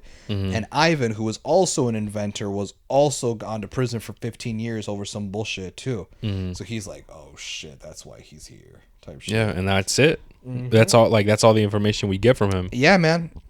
And so after all of that, right, we see that somebody's trying to bail him out, bro. They hit, like, the guard is like giving him like a bomb and shit. They put in another dude in the same cell as him with the same fucking numbers and stuff. And we're like, yo, what the fuck's going on? And it turns out that essentially someone is helping him to break free and to frame his death. And that person is not only is the one and only Justin Hammer. Justin Hammer, bro, it does all that for him and greets him with a nice meal and shit. He's like, hey man, and basically has a conversation. Say, hey, you and I, we're kind of the same. Yeah, you know, you want to take down Stark, I want to take down Stark. Yeah, you're an inventor, and I got the money. I got the funding, girl. I got the funds, girl. What you mean, cowgirls? How about you run me some suits, girl? Yeah, and then it's funny because like the whole time he barely ever talks. That's true. He barely ever talks. So when he does talk, it's always like he's mocking him. So he's like, hey, everything's okay, man. He always says that shit. It's like, don't worry about it, man. Don't worry about it. And he's like, don't worry about it, man. Like, what does that mean? Things will be good. Things will be good. Yeah, type shit. It's like, so no worries. Vodka only. Vodka only. This shit runs on vodka. For real. I run on vodka. No vodka. I need vodka and horse. Vodka and horse. Yeah. Vodka and horse. I work hard. I build you your suit no time. You know what's funny is Justin Hammer probably give him that shit. Probably, bro. Like, he fucking asked for a bird. That's true. I didn't understand that. I think I might be missing something. I didn't get that. It's like oh no, I think I know. I'm an idiot. I think I'm realizing just now. It's to create like a diversion or some shit, right? That's what I thought. For which part? Because remember, he's like, oh my bird, right? Whatever. And Justin Hammer's like, where's that, buddy? You know? And he ends up finding the bird, and then remember that part? He's like, yo, this isn't my bird. What the fuck? But then he ends up like liking the bird and shit. And I'm like, what the fuck was all that about? And to me, what I came up at first, I was like, what the fuck is that? But now I kind of understand. Maybe it was like a distraction for him to do that while he's secretly doing his shit. What do you think about that? Like, I never understood that. I'm like, what the fuck was that bird shit? I don't know, man. I think if I remember correctly, in the beginning of the movie, we see that he did have a pet bird. Oh, what? But was it that bird? No, that's the thing is that he's like, look, we even got you the bird, and that's why he was like, this is not my bird. Oh, okay, never mind. That it wasn't his. Okay, and shit. Then it was just some bullshit. Okay. And then he eventually, like, that's why later on, when Justin Hammer confronts him angrily, he's like, oh, like, that's not your bird, but you guys seem to be good friends now, and it seems like you like it now. You know what? Take the bird. And that's when, like, no, yeah, okay, I got you. But I guess he actually did have a pet bird, but it's like he's just like, what the fuck, bro? Like, I'm not gonna get your shit from Russia. Let's just get him another bird. Yeah. All right. So after that, right? So because we jumped ahead a little bit. So Justin Hammer breaks him free and shit. They decide, you know what, fuck it, we're gonna work together. Okay, cool. Next scene is Tony Stark celebrating his birthday. Yes. He's celebrating his birthday. He's like, it's my final birthday, man. Shit, I'm gonna just do my thing. You know what's funny though is that he has a conversation with Natalie Rushman, and he's like, can I ask you a hypothetical question? If you were about to celebrate your birthday and it was the last birthday you were ever going to celebrate, what would you do? And she said, I would probably celebrate it the way I want with the people that I love most. Yeah. And he takes that, and then the next scene is him drunk off his fucking ass in the Iron Man suit, blowing shit up. Yeah, with fucking around. Fucking around with all these people and shit, and he's just blowing shit up. And it's like, this was not what Rushman meant, man. This is not what she meant. And then Pepper comes in, she's like, what the fuck is going on? Yeah. All this bullshit. And he's just drinking, and he's like stumbling around, he's yelling and laughing and all this bullshit. And then eventually Rhodey comes in, he's like, what the fuck is going on here? And he's like, you better stop this, blah, blah, blah, and this and that. And she's like, I'm going to go try. And Pepper tries to put a stop to it. And then eventually Tony's like, you know what? She's right. The party ended about half an hour ago. The after party starts in 10 minutes. And everyone's going crazy and blah, blah, blah. And he's like, let's do this shit. And then he's like, if you guys don't want to be here, there's the door. And he fucking shoots that blaster, almost kills somebody. Like, nah, man, what the fuck? And he's drunk, bro. He was drunk and shit, bro. And one of the cool things that I do like about this scene is that, like, he's being reckless and shit, but it only further proves the government right. Like, this one man should not be in charge of this armor. Yeah. And the fucked up thing is that, like, him doing all this bullshit, it's unbeknownst to him that he's kind of proving the government right. That's why you see all those, like, helicopters and shit reporting on it. Like, what the fuck is Iron Man doing? Dude, Tony Stark, this is our hero. This is the hero that we deserve. What the fuck? And so he's doing all this, and it's just like, bro, it keeps hurting his image and shit. And then here we get a scene that I'm like, here's where I start running into issues with the movie. Okay. This is where I start running into some issues, right? Is that Rhodey gets enough. He's like, fuck this. And he goes down to Tony's workshop, and he puts on the Mark II suit, the all-silver one. Mm-hmm. And then he gets upstairs, and he's like, I'm only going to say this once. Get out. And everyone gets out, and then, you know, this part was funny. And then he tells the DJ, like, you know, drop a fat beat for me to beat my buddy's ass, and he starts laughing. And then they start fighting. Now, this is why here's an issue, right? The fight is like whatever. The fight is just kind of mediocre. I'm not going to lie. They're just kind of throwing each other around. Yeah. They keep using like dumbbells and shit to like as bats and shit. But the one thing that I don't like is how fast Rhodey's character switches. It just kind of felt too abrupt for me. Because here he is beating up his best friend with an Iron Man suit, being like, you don't deserve this suit. Shut it down, blah, blah, blah. Now they're fighting. But literally like 6 minutes prior to that scene is the scene where Tony's in his little car and he's doing research on who Ivan Vanko was, right? Mm-hmm. And then Rhodey comes downstairs and he's like, hey man, like, you need to get your shit together. What the fuck? And then he looks at Tony, right? He's all disoriented and he's like, motherfucker, are you okay? You don't look right. And then Tony tries to get out the car. He's stumbling. He needs help. And Rhodey carries him to the chair. Yeah. And he's like, what the fuck is that? And then he pulls out his chest piece. Is that shit supposed to be smoking? What about the high-tech crossword puzzle on your neck? And he's like, bro, like, you know what? I'm just fine. Leave me alone. And there's a scene where, I love this scene. It's like the scene where Rhodey's just like looking at him. And it's like a one shot. It doesn't cut away. He's just looking at him for like 10 seconds. Mm-hmm. Then Tony turns around and he's just like, what are you looking at? And he's like, I'm looking at you. You're trying to do this like this lone gunslinger action. It's not fucking necessary. And he's like, I want to believe you, but unfortunately this is on me and I gotta deal with it on my own. But Rhodey's trying to be like, bro, you don't gotta do this, bro. You just gotta like clean your act up. You don't gotta do this shit by yourself. Mm-hmm. Like, you're clearly not in good shape. You're drinking the pain away. Like, let us help you. Yeah. And you see that this is a scene where Rhodey's trying to show his true brotherhood like to him. Like, it's like, you know, we're here for you. We're not against you. We're trying to help you. You're not in good condition. Let us help. So here he is trying to empathize and trying to be like, you know what, bro? Like, let me help you. You don't got to do this lone gunslinger shit by yourself, bro. Just let us in.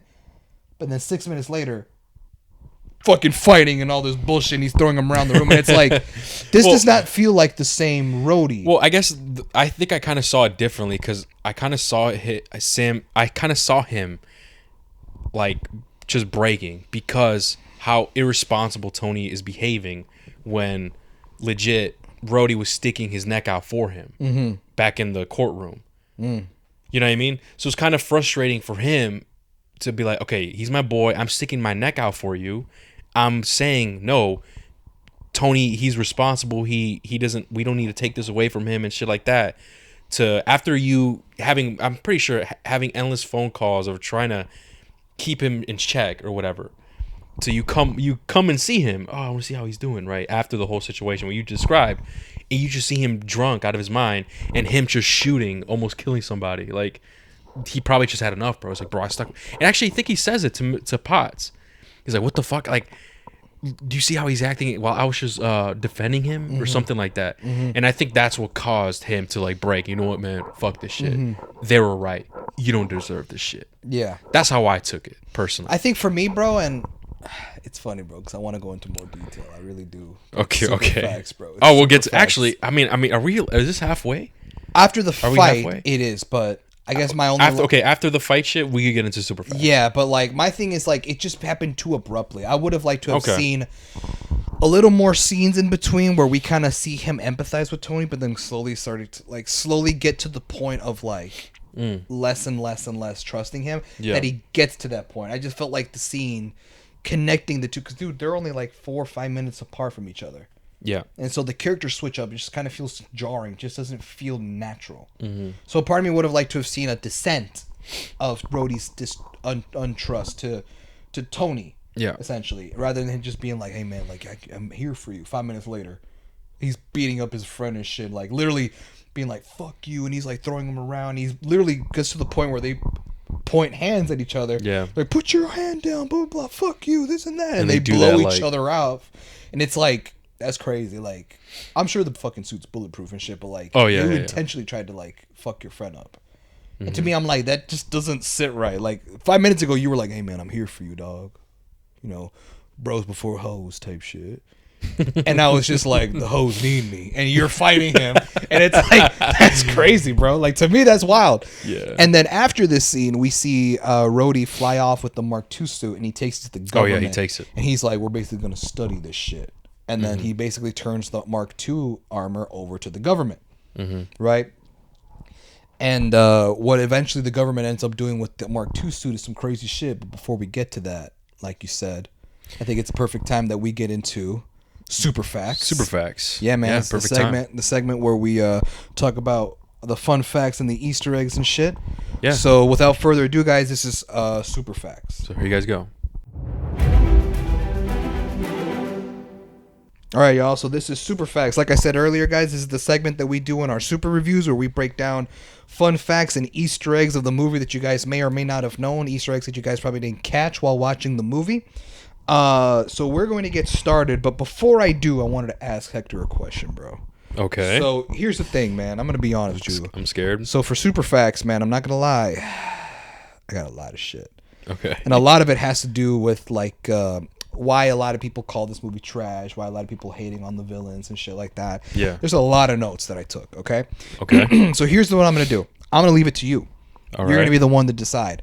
Cuz I have 2 super facts on here. They're each very long. And I have a bunch of other super facts on here that are short and simpler, straight to the point. Okay. Do you want me to start with the longer ones and leave the shorter ones at the end, or start the shorter ones and leave the longer ones at the end? Oh fuck! You're putting this on me? Yeah, man. Fuck. Just like I'm gonna go over everything, but like Yeah. organization wise, do you want me to just go through the short ones right now?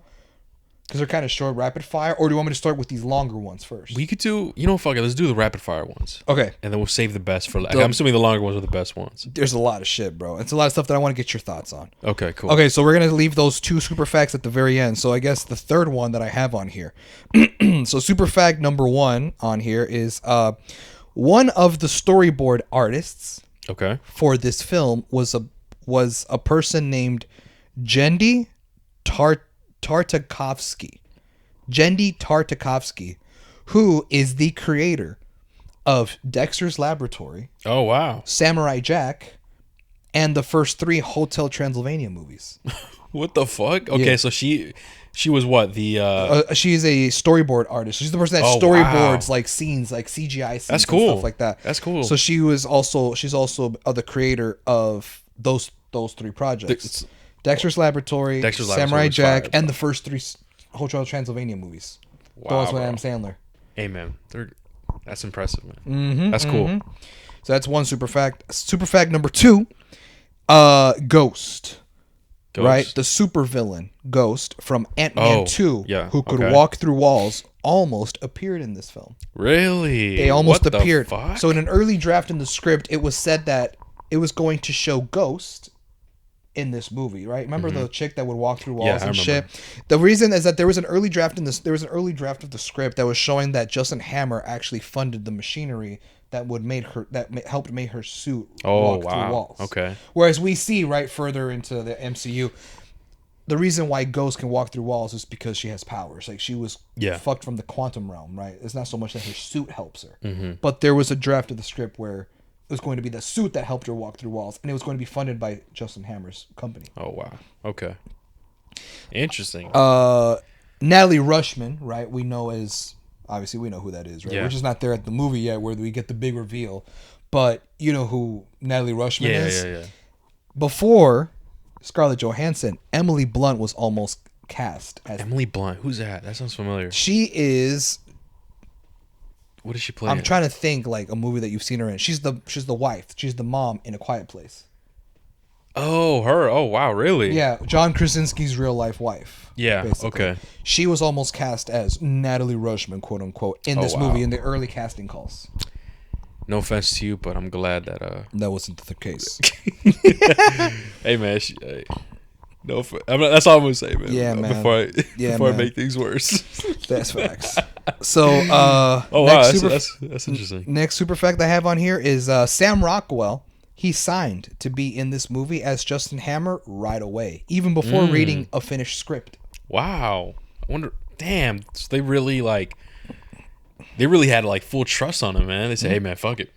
No, they offered him the role, and they said, "Hey, do you want to do it?" And he said, "Fuck yeah, I'll do it." He's he didn't read a script or nothing. He was like, "No, sign me up. I got it. I'll do it." Why do you think that is? They probably pitched him the character he'd be playing, and he probably found it interesting. He's like, "I don't got to read a script. That character sounds interesting. Sounds like a fun character to play. Fuck it, I'll take the role." I'm glad he did. Yeah, I'm glad he did, bro. Good. He was really good, dude. Yeah, man. Okay. The next super fact I have on here. This one's crazy. In order for Samuel L. Jackson to have more screen time in Iron Man 2, right? I guess Samuel L. Jackson was meant to make an appearance. Okay. In Iron Man 2. And I'm gonna be honest with you, bro. When we end super facts and we get later to the movie, I'm gonna tell you which scene I think he was supposed to be in and which scene he was reshot to do in. Okay. Because here it said that in order for him to have more screen time, which means he was already planned to be in Iron Man 2. But now they're saying that they had to bring him back to do reshoots so he could be in the movie more. Okay. And I'm telling you, I think I know which scenes were reshot and which scenes were not. Well, the ones that was planned and one that was reshot, right? But anyways, in order for Samuel L. Jackson to have more screen time in Iron Man 2, he had to sign a 9-film contract with Marvel. Whoa. Yeah, man. So in order to just get like more screen time, hey man, you gotta be with us for 9 years. 9 movies. Oh, 9 movies. Sorry. However long those years, how many years it fuck. takes, but he's under contract to be in 9 movies. That's crazy, dude. And it said here, well, this kind of like furthers the plot. I wrote on here, unfortunately, this resulted in Fury being more of an exposition dump machine than an actual character. And we'll get to that later. I think you know where I'm going with this. There's a scene where I'm just like, I get you. There's only one reason he was in this scene. That's true. But yeah, man, in order for him to be more in the movie, which is what the studio wanted, like they wanted more Nick Fury scenes, he had to sign a 9-film contract with Marvel. That's crazy, dude. Yeah, dude. Holy fuck. The next super fact I have on here is that the DJ at Tony's party. Is he's someone, I'm assuming? Yes. So here I have the DJ at Tony's party. Moments before the fight happened between him and Rhodey is DJ AM. It actually says that on the laptop. Really? It says DJ AM. So I'm assuming he was a popular DJ back then. Yeah, I'm sure he was a well-known DJ. So he was known as DJ. His stage name is DJ AM, and unfortunately, he died of an overdose several months after filming those scenes. Oh wow. And then when the movie released to theaters, the film was dedicated to him. Really? Yes. Wow, I never heard of him though. No, I never have either. I mean, maybe he was before our time. Again, He was kids, small time, maybe. Yeah, but we were kids. Yeah, that was DJ AM, and months after he filmed those scenes, he died of an overdose. And then when the movie came out, the movie was dedicated to him. Damn, rest in peace, man. That sucks, man. Rest in peace, DJ AM. should probably check out his shit. Yeah, I'll check it out. See what's up. Next super fact I have on here, the last one I have on here, is Mickey Rourke, the guy who plays Ivan Vanko. He says the hardest part of playing his role of Whiplash was pretending to know anything about technology. It was knowing, pretending to know what the fuck he was doing, typing on a computer. That was funny. And all that bullshit. Yeah, because you don't really expect, like, I know we get it, right, guys? Don't judge a book by its cover. But when you look at the dude, you don't expect him to be a physicist or like some scientist or an inventor. Okay, that's actually kind of funny, dude. Yeah, dude. But that's basically all of the the short super facts. Exactly. Now we're on to the 2 longer ones, and I'm gonna make you choose again. Oh shit. So one super fact has to do with the roadie situation. Oh yeah, the recast bullshit. The other one has to do with the director, Jon Favreau, and the struggle that he had making this movie. Which are you? Those are both really good. Which one are you more interested to find out? I guess, I mean, we're gonna find out either way, guys. Right? I guess let's start with Rhodey, man. I've always been curious about having Rhodey. I never really understood the full story with that. Okay, so here I have that, bro. All right, so the Terrence Howard situation. That was Terrence Howard was the actor who played Rhodey in Iron Man 1, right? Yeah. So in Iron Man 2, actor Terrence Howard was replaced as the role of Rhodey, aka War Machine. He was replaced by Don Cheadle. But why? Terrence Howard claims the contract he signed for the film was not honored. The one that he signed, I think, in the first movie. It was just not honored from the studio. And he went on an interview to say, quote, "The contracts that we write and sign aren't worth the paper that they're printed on." So we don't really find out what was broken. But that's what he says, right? Entertainment Weekly, which is a magazine, like a news article, you know what I mean? Entertainment Weekly reported that Jon Favreau, the director of both Iron Man 1 and 2, didn't like working with Howard. Ooh. I don't know if that's true, but supposedly Entertainment Weekly reported that shit. Yeah. How do they know though? Like insiders or some insiders, shit? Bro. I mean, you'd be surprised. Like a lot of shit in Hollywood, word gets around. Like shit goes around type shit. There's a lot of like you'd be surprised like with TMZ, like how motherfuckers be staying outside of fucking celebrities' houses just so they could take hella pictures of them walking out. That like is crazy. There's a lot of people like you could have a lot of moles just have their ear to the ground with a bunch of shit. So maybe that's how they know. But again, we don't know if this is true or not. Some reports suggested that Marvel Studios asked Terrence Howard. This is gonna be crazy. I mean, okay, here's the thing, right? It's going to sound crazy just because we now look at these actors today and we're like, fuck no, that's not possible. But you got to remember, this is 2008. Okay? This is Iron Man 1 time. Some reports suggested that Marvel Studios asked Terrence Howard to take a pay cut since he was the highest paid actor in Iron Man 1. Whoa. Not even Robert Downey Jr. Whoa. And it was his movie. What? That's crazy. That is crazy. What the fuck? Now, I can think of a few things, right? One is that Terrence Howard was a much more popular actor back in the day. Really? He dominated a lot of movies back in the day, bro. Oh, wow. Robert Downey Jr. didn't really have that many big roles. The shit that blew him up was fucking Iron Man. Right. Because of that, a lot of times with film contracts, depending on your popularity and how much you're in shit, bro, like you tend to take a certain pay. You know what I mean? So the fact that he was the highest paid actor out of everyone else in that movie is not a surprise. Okay. And they're saying that they're suggesting that that he left because he was asked to take a pay cut and he said fuck nah. Dude, that's fucking. I mean, that's kind of more. I kind of see that low key though. I kind of see that. And in a way, if you kind of squint your eyes a bit and you tilt your head, it kind of supports the reason he gave about his contract not being honored. Yeah. That's it kind of plays into more facts. That makes sense. That, you know what I mean? And the last thing I have on here is that the real reason why he left. He wasn't even in the movie for that long. Bro. No. And he got paid. That's more. Crazy. And that's crazy. But now here we are, and Robert Downey Jr. just won a fucking Oscar, bro. That's facts, bro. Where he at? That's correct. In the trenches. For real, where he at? What happened to him? He was popping back then. Yeah. What happened now? That's crazy. Hey, man, it is what it is. But he fell off, bro. Yeah. Damn. Man, that's why I'm like, that's why I'm telling you, like, right now we look at these actors, we're like, nah, man, Robert Downey Jr. is on top of the world right now. But, damn, bro. That's actually crazy, bro. Yeah, man. And the last thing I put on here is that the real reason as to why he left had never been issued then or even We'll now. never know. Yeah, we'll never. But know. it was just a lot of like he said, they said, you know, he type said, shit. she Yeah, said type yeah, bullshit. yeah. Yep. So that was the roadie situation, bro. So a lot of people are saying that that makes sense. John Favreau didn't like working with him. Terrence Howard said that his contract was not honored, that he was asked to take a pay cut. But like it's a bunch of like, you know, he said, she said bullshit because it was all those years ago. Yeah, It's one of those things where it's like they probably don't even bring it up in interviews anymore. Plus, it's like who cares? Like Iron Man's dead, quote unquote. Now Robert Downey Jr. is not even in the MCU. That's so true. Yeah. who cares what the fucking and John Favreau now, motherfucker's directing and even writing shit for Star Wars. He's not even doing the shit for Marvel anymore. So like, that shit's way in the past. Like, who gives a fuck about what happened? Now, Exactly. the point is, Don Cheadle's here to stay, girl. Yeah, That exactly. motherfucker was in the Avengers, not you. So like, who gives a fuck? Damn, bro. Yeah, man. Wow. Okay, so that explains it, man. Because I never knew what the reason was and shit. So I'm glad I know all that now. Yeah, man.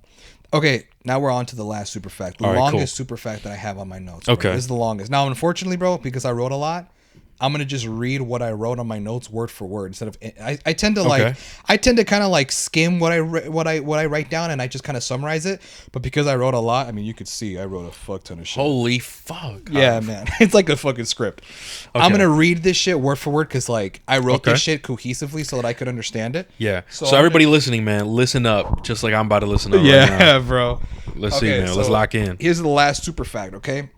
Okay. The last super fact on here is that the film, Iron Man 2, only had 2 years to complete. 1 year less than it took to finish Iron Man 1.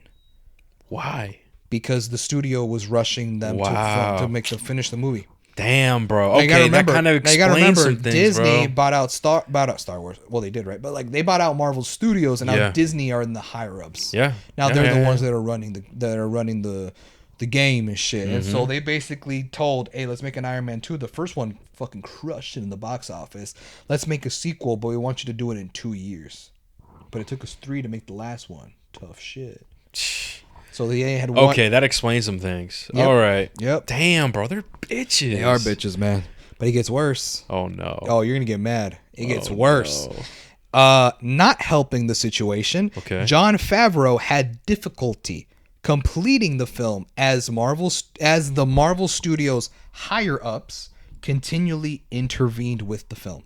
Oh, my God. Yeah. Like another Sam Raimi shit. Another Sam Oh, Raimi and man. Sony higher up situation, man. Oh, my Another God. what's another one? Another Sony doing what they're doing with fucking their Spider-Man universe villain universe. Oh, yeah, shit, yeah. bro. It's Dude, the exact same man, shit. That sucks. Unfortunately, it's the exact same shit, bro. The same shit we've heard multiple times. They see something good, they see how well it does, and they're too scared that it's not going to succeed as well as the last one. So they force restrictions onto the filmmakers so that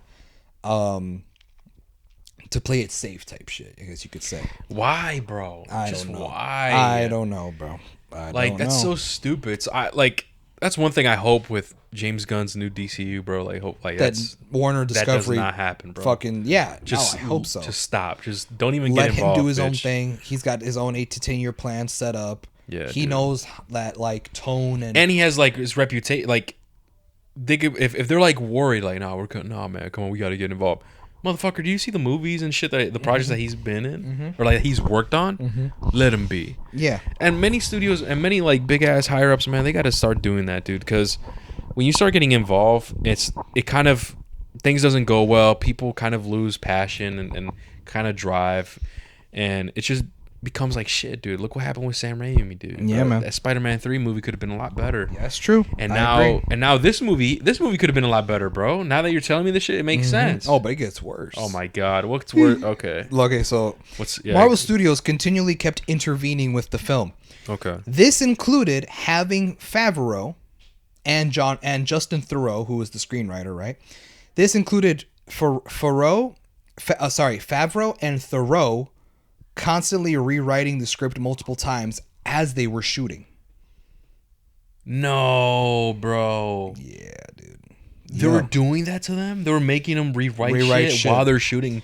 And you know That's what? the worst. And here's the thing. Here's another one. Ready? That's so bad, bro. Here's the thing, right? Obviously, they had their own vision as to what they wanted the plot to be, but Marvel Studios kept intervening because Marvel Studios wanted to push the extended cinematic universe agenda more. In other words, the post-credit scene for Iron Man 1 teased the Avengers. They wanted Iron Man 2 to have more that makes sense. Universe dude. expanding that makes sense. cameos. Actually, you know what? That's actually one of my points that I had. Of one of the negatives for this movie. Really? Where it seemed like it was focusing too much on like setting up. It was like a setup film. Yes. It was not really super focused on Iron Man. Yep. It was just like more Not completely. not completely, bro. And like even with his character development, that's another negative that I had with Iron Man. I agree. And I guess should I just talk about it now? What the negatives were like that I had? Oh yeah, like maybe for those two. Hey, well, how about I get to the super facts? Okay, Because sure. maybe a lot of the points that you have might come up on my super facts, bro. Okay, yeah. Because there's a thing. Because like, look at all this shit that I'm mentioning so far. I'm not even a fourth of what I'm talking. So like, what if a lot of the shit that I mentioned supports your negatives? Okay, you're right. See that? All right. Okay, so as I was saying, Marvel Studios wanted to push the extended cinematic universe agenda more. In parentheses, I wrote to set up for the Avengers movie. Yeah. So they forced Favreau to increase the prominence of the S.H.I.E.L.D. subplot. That's why you see Phil Coulson babysitting Tony Stark. That's why Nick Fury comes and exposition dumps. That's why he comes at the end and tells him about the Avengers Initiative and how he wasn't qualified and blah, blah, blah. Okay. They forced him to increase the prominence of the S.H.I.E.L.D. plotline. Yeah, that makes sense, dude. That's another negative that I kind of had that I wrote down. See that? Another bullet point. Marvel Studios forced Favreau to keep cutting the film shorter to only be a 2-hour runtime. Oh my god. There are a bunch of deleted scenes from this film that better established the sins of the father plot and made the film more cohesive. But Favreau had to keep cutting them down so per Marvel Studios' request to make the film shorter. Yeah, bro. That explains it, bro. That explains a lot, bro. Like, why, man? And here's it's the thing. so fucking stupid. And here's bro. the thing. So me and Hector, guys, we actually watched. Unbelievable. We dude. actually watched the deleted scenes that are on Disney Plus. But I'm sorry to tell you this, Hector. What? Disney Plus are bitches. There's a lot more than that. There was 2 other deleted scenes that they conveniently didn't put in their streaming service that I saw on YouTube before I got here. Why?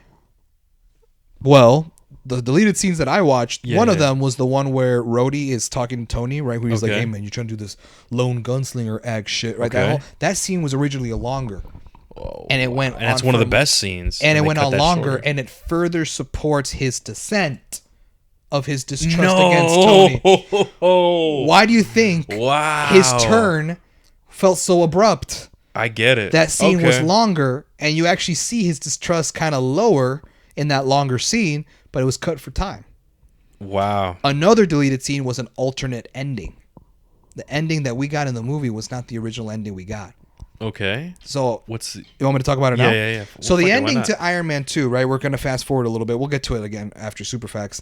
Is Iron Man and War Machine, all those fucking drones come in and they have that fucking shootout. Like they'll start busting out their one shit.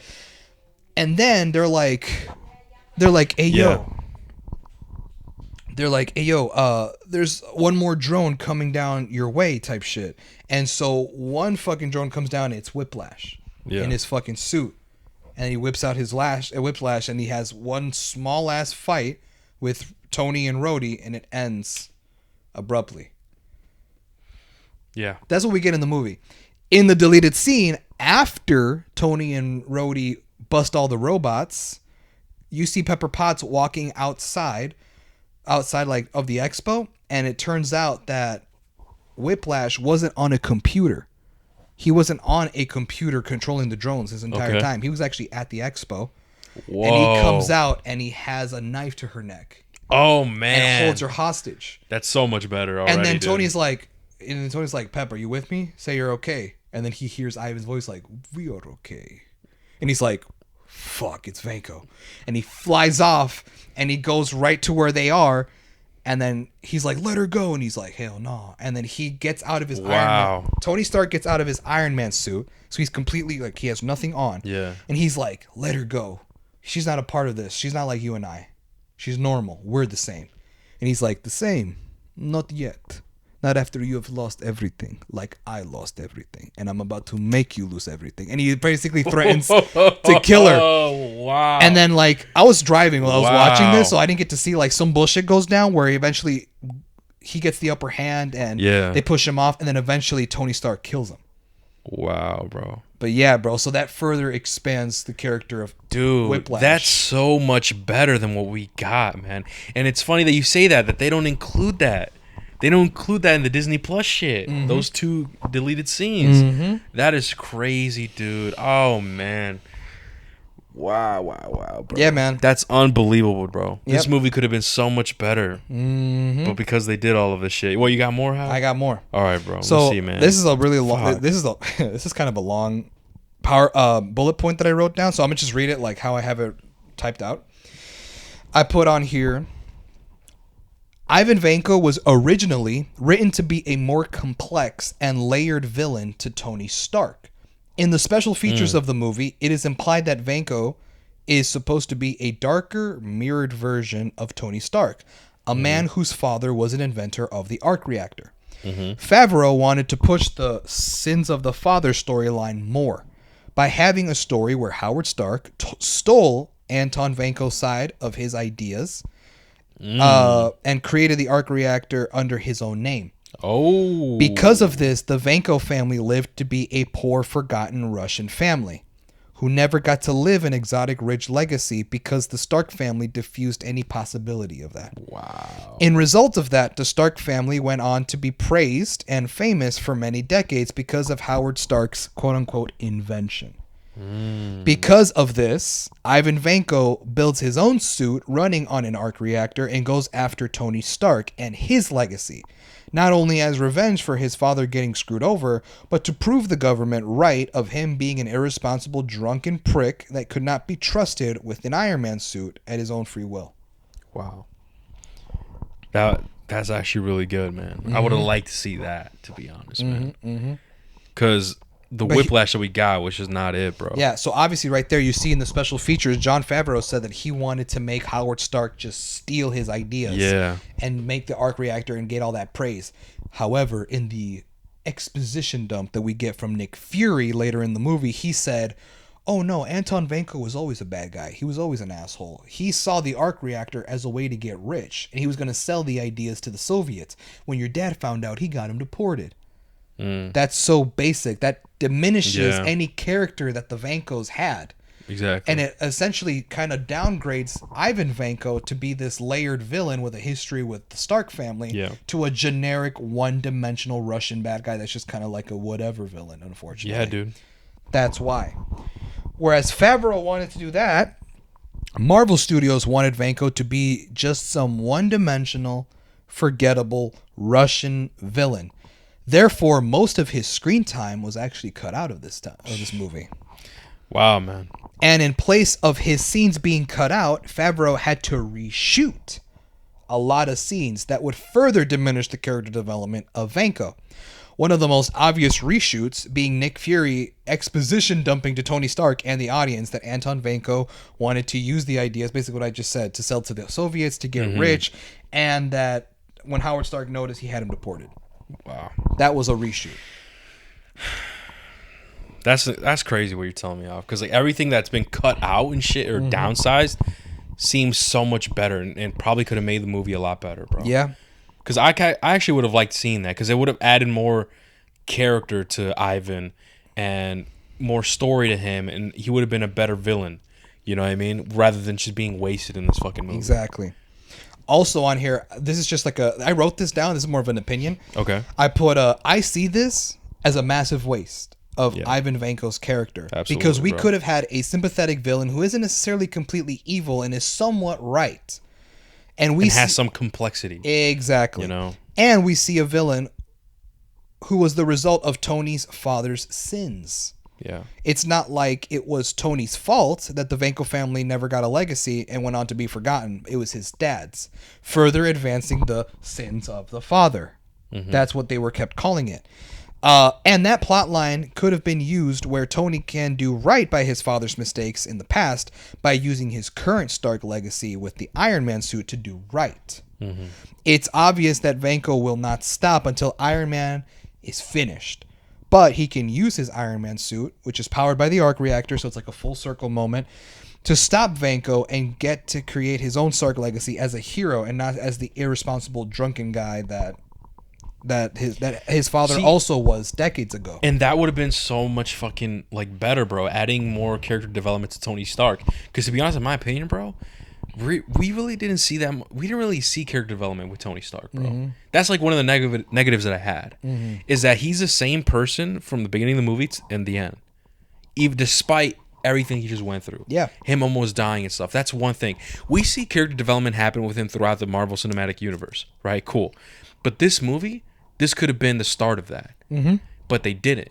It just, he was the same person from the beginning to end.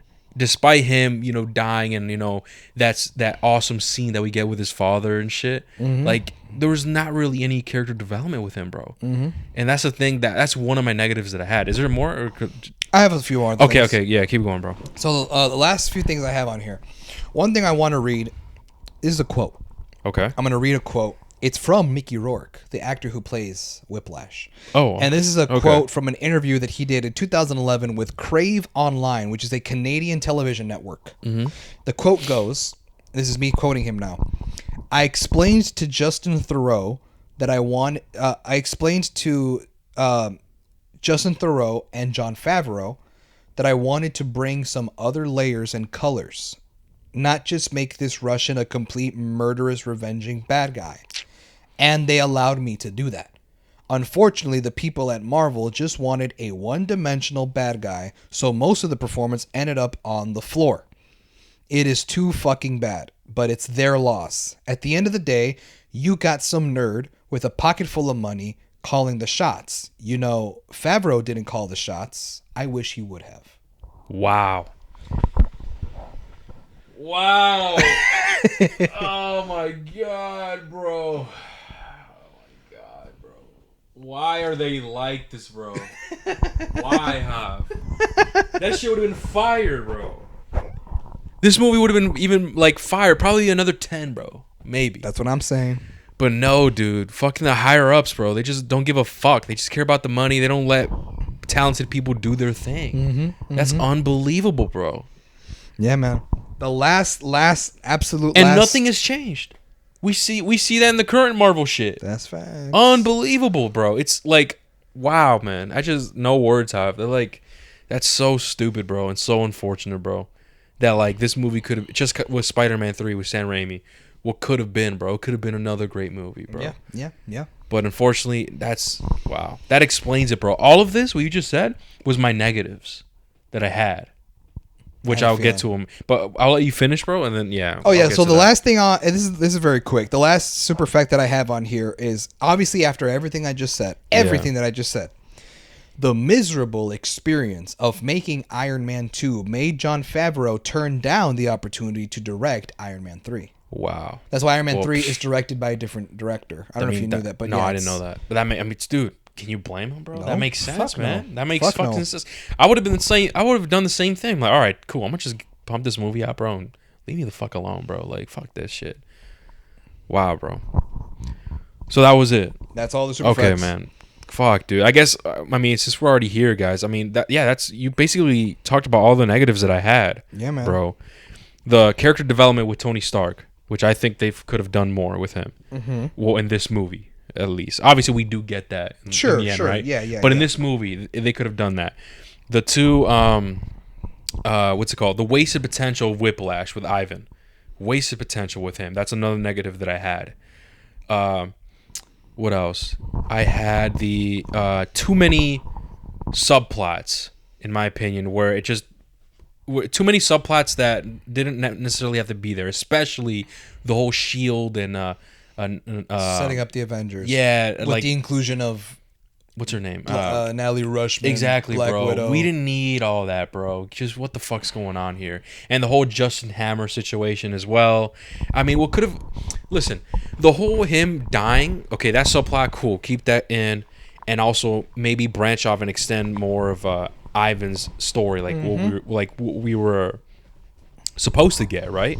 And the whole other subplot with with the Shield shit we just talked about, and maybe even just Hammer, bro. Not gonna lie, bro. Even though he was really good here, to be honest, if we had this version of Whiplash, we didn't really need him. That's true.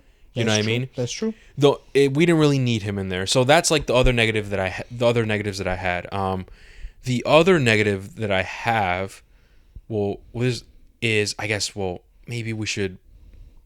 It's we haven't got to that part of the movie yet. Save it. Yeah, so we're gonna save it until we get to that part. But with that being said, guys, I mean that is super facts, right? No, I still have the Easter eggs, bro. Oh my fucking god! I thought that was it, bro. No, oh no, dude. shit, we're good, man. Never mind. Listen, We still those were all my just bad, my the super bad. facts, bro. Those were all fun facts. I still have Okay. to get to the Easter egg section. Oh shit! Yeah, I know, mean, you bro. went crazy. Yeah, I know. All right, dude. no, cool. Yeah, man. Unfortunately, I had a bunch of shit written down for fun facts. It's understandable, bro, because all of this shit is actually a ton of value and a lot of shit that I didn't know, and I'm glad and I it know. better explains why the Exactly. movie ended up why Absolutely, it was, bro. Absolutely. Yeah, man. Wow, But that's dude. basically all the fun facts, and hopefully now Wow. you and everyone listening has a better understanding as to why Why. the movie ended up to be feeling like two different Iron Man movies in one. Yeah, dude. Wow. Excuse me, and all these subplots that just felt like they didn't belong and shit. That's true. So now you know, bro. So those negatives that I had, like, do you agree with Yes. those? Okay. Yes. Cool. All the negatives that you had were the same negatives I had about the movie all this time. Okay. And upon rewatching it, I'm like, yeah, it's still there. Yeah. Like they still had those, you know what I mean? Yeah, I got you. But Cool. now Easter eggs, yeah. now we're on to the Easter egg section, right? So first Easter egg is that this one we talked about already. The opening credits sequence of Vanko building his armor is a mirrored version of Stark building his Mark I suit in the cave in Iron Man 1. Okay. Right? Yeah. We talked about this Yeah, we already. talked about that one. Is that we talked about this is the Stan Lee cameo, Oh yeah. which is not surprising. But what is surprising is that Lee does not play himself. He plays radio host legend Larry King. Yeah. The next Easter egg I have is that there's a scene where Tony's talking with Pepper, and he has a portrait of Iron Man. Remember the Iron Man one that was like red and blue? Oh yeah. That portrait. The red and blue poster of Iron Man that Tony hangs up is very reminiscent to Barack Obama's Hope poster that he used during his 2008 president. I was about to say, I've seen that poster in that color scheme Yeah, before, girl. bro. I'm like, I've seen that shit before. Yeah. I didn't know where it was from though. This. It's that. Yeah. Okay. Yeah. This, the Hope. Yeah, that's what that is. That's where it's from. Okay, cool. Because I'm like, dude, I've seen that shit before. Yep. Where did I see that from? Yep. Okay. Vanko's Whiplash armor in the racetrack is meant to look similar to Tony Stark's Mark I suit, as this is Vanko's Mark I Whiplash suit. Ah, okay. That makes sense. I like that. Tony's struggle with alcoholism is taken from a storyline in the comics called Demon in a Bottle. You know, the one where he falls into alcoholism in the comics? Okay. You know about that storyline? Actually, I don't. Really, bro? I That's a don't. very popular storyline. It's the one where Tony Stark falls into alcoholism, and because of that, Rhodey has to take over as the new Iron Man. Oh, okay. Yeah, you know what? Yeah, I think I have. I think I have. Bro. Yeah, man, it's I haven't. I didn't read it though. Oh, well, I haven't read it, but it's a very popular, like, Oh, okay. storyline in the comics. The next Easter egg I have is that Tony uses Captain America's shield to help create the new element. This is the third time the shield has made an appearance in the MCU at this point. Yeah. The first time was the first Iron Man. It was in the background, which you missed. Oh yes. The second time was in the Incredible Hulk in the deleted scene where he was in the Arctic when he tried to kill himself. You actually see the shield under the ice. Haha, right? And this is the third time when he's like leveling up that beam and it's like, oh shit, it's perfectly leveled. That's perfectly what I need. Yeah. During a conversation between Tony Stark and Nick Fury, this is at the end of the movie. This is the one where he gives him the Avengers papers and it's like, you're not qualified to be in the Avengers. Remember that? Yeah.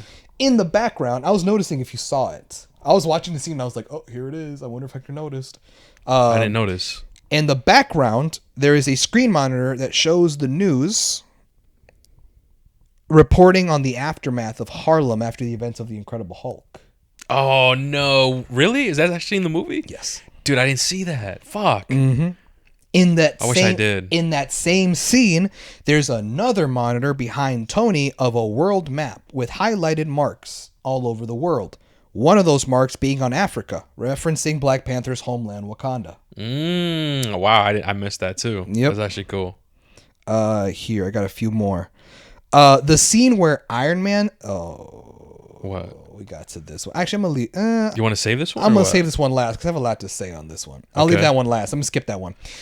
Oh fuck. The Okay. post-credit scene. The post-credit Yeah. scene is a nod to Thor, the Oh. God of Thunder, which is the next MCU installment following Iron Man 2. Yeah, Yeah, right. that's fire. And the last Easter egg I have, which is something that I think is fucking stupid, Okay. is the scene where Iron Man saves the boy from getting Oh. blasted by Hammer's robot, was confirmed many years later to be Peter Parker. Yeah, I remember this. Didn't Kevin Feige say like an interview or some shit? So that was the case. no, or what? so here's the thing. How did that happen? The fans made that into a theory. Oh, The right. fans were like, "Oh my god, that scene in Iron Man 2 where he saves the kid.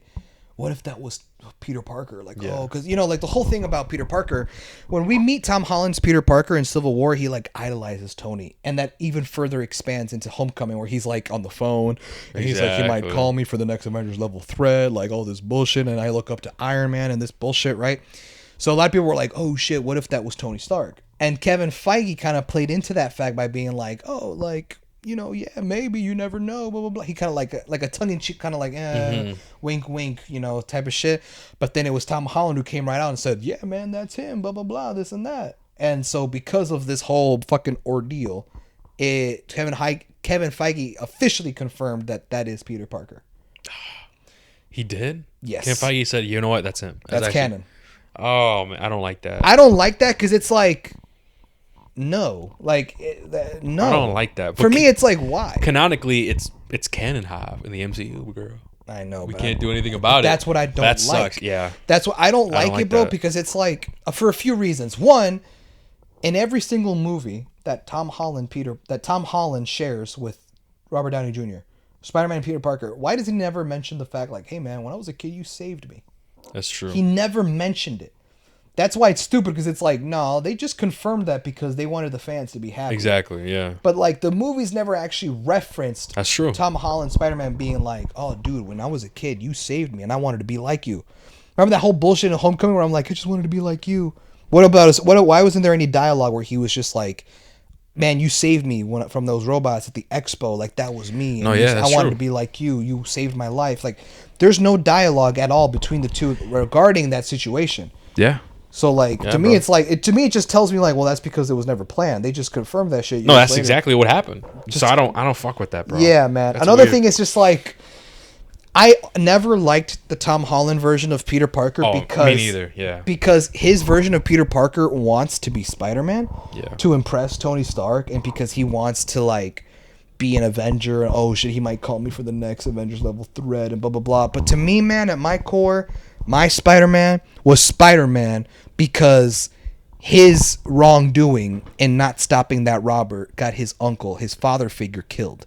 And he Yeah. realized that when Uncle Ben told him, "With great power comes great responsibility," he neglected his responsibility because of his great power and his responsibility, and that there's consequences to that. The consequence is that now your dad's dead. Your uncle, but he's the man that raised you. He's practically your father. And now he's dead per your mistake. And that's going to continually haunt him and be like, Uncle Ben was right. I have a great power, but with that comes a responsibility that I have to save this city. To me, in my core, Yeah. every Spider-Man movie, TV show, video game, comic book, every iteration of Spider-Man, that's always been the Spider-Man mentality. The Yeah. great power comes great responsibility mentality. Tom Holland's is more so like he does it because he wants to impress Tony Stark. Exactly. And a lot of people tend to like argue the idea of like, well, no, that's bullshit. Like he did have Uncle Ben in his life. Like why wouldn't he? That's part of the Spider-Man lore. But my thing is, if that was the case, why isn't Uncle Ben never mentioned in the movies? That's true. He's not in the movie, so a lot of people assume that he was already shot and killed, but like he doesn't even really mention him in the movies. If anything, he sees Tony Stark more as a father figure than he does Uncle Ben, which I feel like is a disrespect. I'm like, that's crazy, bro. No, it is crazy. And for the longest time, Hector, I'll be honest with you, I was angry that this version of Peter Parker was Spider-Man to impress Tony Stark. I'm like, No, motherfucker, then I you're was not with Spider-Man. you, bro. I agreed. But I didn't like that. Now my mentality has switched. I kind of switched up now because in No Way Home. Oh yeah, No Way Home. We got his that. Uncle Ben moment was Aunt May dying at the hands of Norman Osborn, of the Green Goblin, Toby's Green Goblin. Yep. So when I saw that, I'm like, oh. So my the way I took it as Spider-Man was being Spider-Man. He was being a hero, not because great power, great responsibility, but because he lives in a world where the Avengers exist. And he's seeing these costumed, colorful heroes saving the world. And he's like, oh shit, I got powers. Let me makeshift a homemade Spider-Man suit and save the world too. That's why, and he probably never even had an Uncle Ben in his life. Yeah. He probably was raised as an Aunt May, who was a single mom and probably raised him on her own. And his Uncle Ben moment was Aunt May dying. You know what I mean? That's where I was like, oh, so you mean to tell me the official Spider-Man origin starts now after he's had 5 movies? Yeah, man. After he's had 5 movies, now his origin starts. Oh my God, and on top of that, Doctor Strange casts a spell where everyone forgets him. Exactly. So now he's back to being a nobody. It's like and he clean has a slate. And it's a clean slate. And it's like, oh, so you mean to tell me that the last 5 movies that I saw this motherfucker in has been the longest Spider-Man origin story I've seen in my fucking life? That's facts. Toby and Andrew's movies went through his origin in like the first hour. This motherfucker had 5 whole movies. That's facts, bro. That's crazy, bro. So now I'm more optimistic to see his version of Spider-Man, hoping they don't fuck it up again. Because now he's now the Spider-Man that I grew up with. I'm like, okay, so he had his Uncle Ben moment. Someone close to him died. He doesn't have a high-tech fucking suit. He has a more homemade, modern red and blue suit. And he lives in a crummy ass apartment. He has no money. He doesn't have Tony Stark's funds to be funding his suits and shit. Now he is low level, street level Spider-Man, like the one that I've always loved. And we just got to see how. And he is confirmed to have a new trilogy of movies. He's gonna have 3 more movies and shit.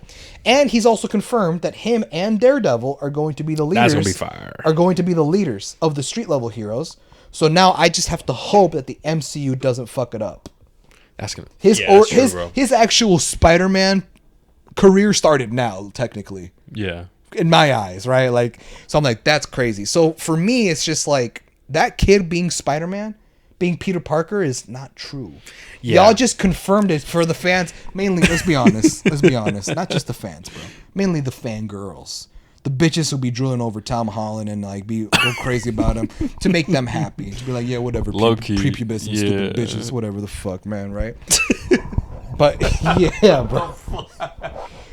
Oh yeah, I get that. But I don't agree with that at all. No, I don't agree with it either, bro. And hopefully, with this new trilogy that we get from Tom Holland, we can get an actual proper like iteration or origin of Spider-Man, dude, or Peter Parker, bro. Because that Peter Parker that we got, like, with Tom Holland, that's not my Peter Parker, man. My opinion, though. Mm-hmm. Like, he's cool, but like, nah, I kind of want to see the whole actually Peter Parker, bro. Kind of what Tobey Maguire's Peter Parker went through and shit. Like, I want to see that type of character development coming from nothing and stuff. When he kind of had everything, bro. You know what I mean? Everything handed to him. Yeah, I kind of don't want that. But hopefully, yeah. Okay, well, actually, is that it? That's now officially that's all officially the super facts. All right, so with that being said, guys, that is super facts. Now we're going to get right back into the show. We're back, guys.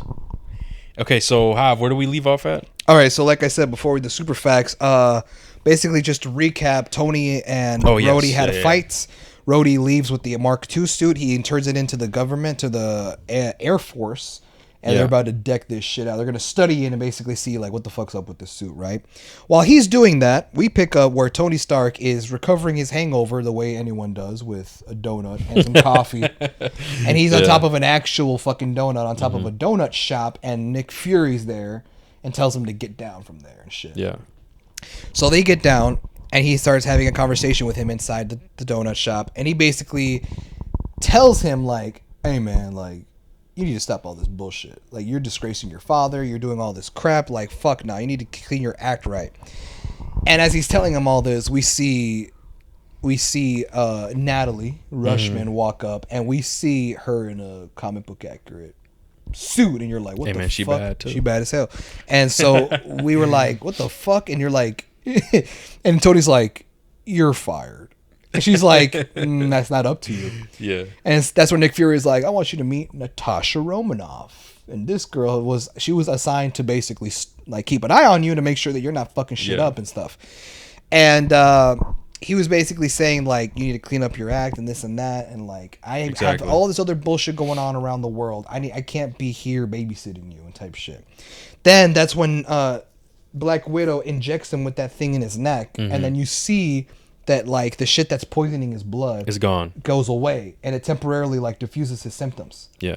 Right? So that's basically the conversation that they have. Yeah, and they explain how it's not necessarily a cure, it just subdues it. It subdues it only for a short amount of time. And he's like, well, yeah, sucks for y'all because like I'm about to die soon. Like I don't have yeah, I don't have another element that's going to help power this shit. And so that's then, when Nick Fury's like, well, you sure about that, girl? And then that's when they leave the shop and they meet up somewhere else. They meet up at his house. It's all blown up and shit. Exactly. After the fucking fight. And like, yeah, and he's like not allowed to leave and shit. He's under surveillance by that other guy from S.H.I.E.L.D. Mm-hmm. And then this is the part where he basically exposition dumps to the audience what we mentioned in the super facts. Yes. He basically talks about how Anton wanted to sell the ideas of the arc reactor to the Soviets, but Howard Stark found out, deported him, and now Ivan Vanko holds a grudge.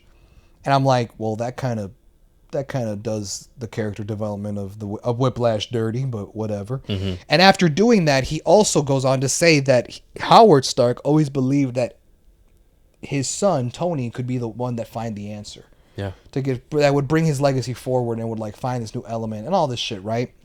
Tony Stark doesn't believe this. He even goes to say that like he doesn't believe that his dad ever loved him or even liked him. Mm-hmm. He said he was always cold. He was always calculating. He's like, we're talking about a man whose happiest day was the day he sent me off to boarding school. Mm-hmm. And that's when Nick Fury drops a bomb on him, and he's like, I disagree. He talked very highly of you. I should know. He's like, well, it seems like you. Him personally. He's like, it sounds like you knew him better than I did. It's like, well, that's because I did. He was one of the founding members of S.H.I.E.L.D. And it's like, what the fuck? That's crazy.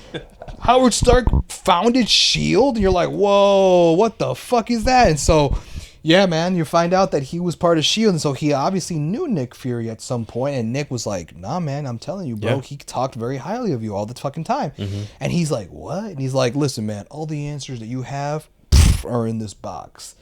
And then that's when he takes his box down to the fucking workshop, and he's looking through all these papers and all these journals and all these notes, and he finds this old tape. This old recording, This old recording that he puts on a projector, and it's basically like bloopers. It's like cutout reels of like when he was trying to do that presentation, the one that shows off at the Stark Expo. And he's basically seeing like how he's drinking, and he's like, he's yelling at Tony, and as a kid he's like, put that down, leave that there, and he's drinking whiskey, and he's basically seeing like, fuck me, bro, like I'm turning into my dad because now I'm drinking and I'm being irresponsible and I'm just turning much like him. And he's like, I don't want to be like that. And he starts, he's like there, and he's like, with his hand in his face, and he's like rubbing it, and he's like, fuck, bro, this is raps. And then my favorite part of this entire movie. This is literally the best scene in the movie. I don't give a fuck what anybody says, dude. My favorite part is where the very end of the recording, Howard leaves a message for Tony for the future. And he's like, Tony, you're still too young to understand what I'm going to tell you, so I thought I'd leave it for you in the recording. He said, like, I'm limited by the technology I have today, but you can figure it out in the future. You have the potential to be smart and to carry my legacy forward and this and that. And the best line in the entire movie, he's like, I just want you to know what will always be my best creation is you. Mm-hmm. And that's such a beautiful scene because you know the complicated history that Tony Stark has with his father. They were never really like on loving terms, you know what I mean? So Tony Stark essentially, let's be honest, in layman's terms, grew up with daddy issues. This motherfucker does not have a good relationship with his father at all. So for him to be like, this motherfucker never loved me. He never said he liked me. He was cold. He was always yelling. He just didn't give a fuck about me, essentially. That scene where he basically says in the recording, my best creation has always been you. Mm-hmm. Kind of, you can tell, kind of touches him, and he's like, I was wrong. My father did care about me. Yeah. And that was kind of like at his lowest point where he's lost his friend, he lost Pepper, he's lost everything, his house even, his Mark II suit. At his lowest point, the pick-me-up he needed was the words of his father telling him that he actually did love him. Yeah. essentially, in his own words, saying that he actually did love him, and that what will always be my best creation is you. And that's when he's just like, yeah, dude, what the fuck am I doing? Yeah, right this is now? what causes Tony to actually lock in Like, rather than like wake the fuck up, and he's rather like, being super destructive and trying to accept that he's dying. He's like, you know what, fuck this shit. I'm actually gonna find a cure. I'm actually gonna figure something out. I'm actually gonna right my wrongs. And one of those wrongs is he's ends up leaving the house, right? Ends up going to see Pepper at her office. trying to apologize. And I think it's really funny because he tries doing a gesture, right, by buying her strawberries. Remember Dude, that? that was fucked. And that was kind of funny. That whole scene with that guy, because it's funny because the guy's like, "Okay, here you go." He's, "Oh yeah, don't hand it to me. Just set it there. I have a thing." You have a thing. I just like being handed I'm like, things. "What the fuck?" And then the dude is like, "Wait, are you Iron Man?" He's like, "Sometimes," and he runs and he drives off. That shit was funny as fuck.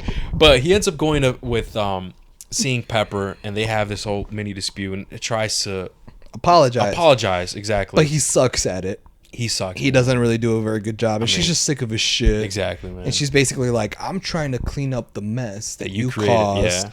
and I'm trying to run the company that's yours, and like you're here trying to like to apologize. She doesn't buy it, essentially. And not only that, the strawberries, like, did you get me? She's like, did you get me strawberries? He's like, yeah. I mean, the one thing that I'm allergic to. And then Tony was like, "Ah, fuck! Like, I knew that there was a correlation, though. Like, I knew there was That's progress for real, dude." And I was like, that's tough to watch, bro. Fuck. I mean, but can you listen? You kind of expect that from a character like him, man. He's very egotistical and stuff, and he rarely apologizes, man. And so that's true. why that explains why he has a difficult time apologizing to this person. And so obviously, after this, Pepper just got fed up with everything. Natalia walks in, and then they end up going out. Hey, I got to go do something. Just leave. And so as she walks out of the room, Tony's like, fuck, man, I fucked up. Whatever. All right. Takes the strawberries, throws them out. He's like, man. He peeps through the corner. He's like, whoa, looks back. What the fuck is that? He looks, and it's the diagram, the same diagram from a Stark Expo of 19. I forgot what it was. It was so it's the 1974 diorama of the Stark Expo. It was in the background of the recording that Howard Stark does. Exactly. Giving the speech that he does at the Stark Expo. Exactly. And it's that same diorama of like the replica of the 1974 Stark Expo, what it would look like. And he started to realize certain things about it where he's like, wait, what the fuck? There's some shit. And he takes it with him back to his house, and he basically puts it together, and he has Jarvis basically run a complete replica of like a hologram replica of the the diorama. And he's like, okay, and he basically like does some things where he like highlights passageways and trees, buildings. He's like, okay, now remove this and like add this together. Now remove everything that are entrances, move all the extra shit. Yeah. Like if this were to be an atom, the nucleus would be right here, which means, okay, remove this, add this, blah, blah, blah. And then basically what he gets was that the 1974 diorama of the Stark Expo was actually a disguised... it's a diorama that is disguised to be the new element that Howard wanted to create back then.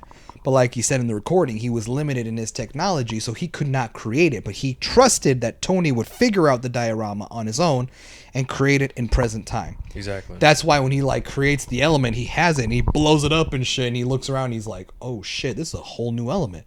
And he even says, like, after 20 years of being dead, he is still taking me to school. Yeah.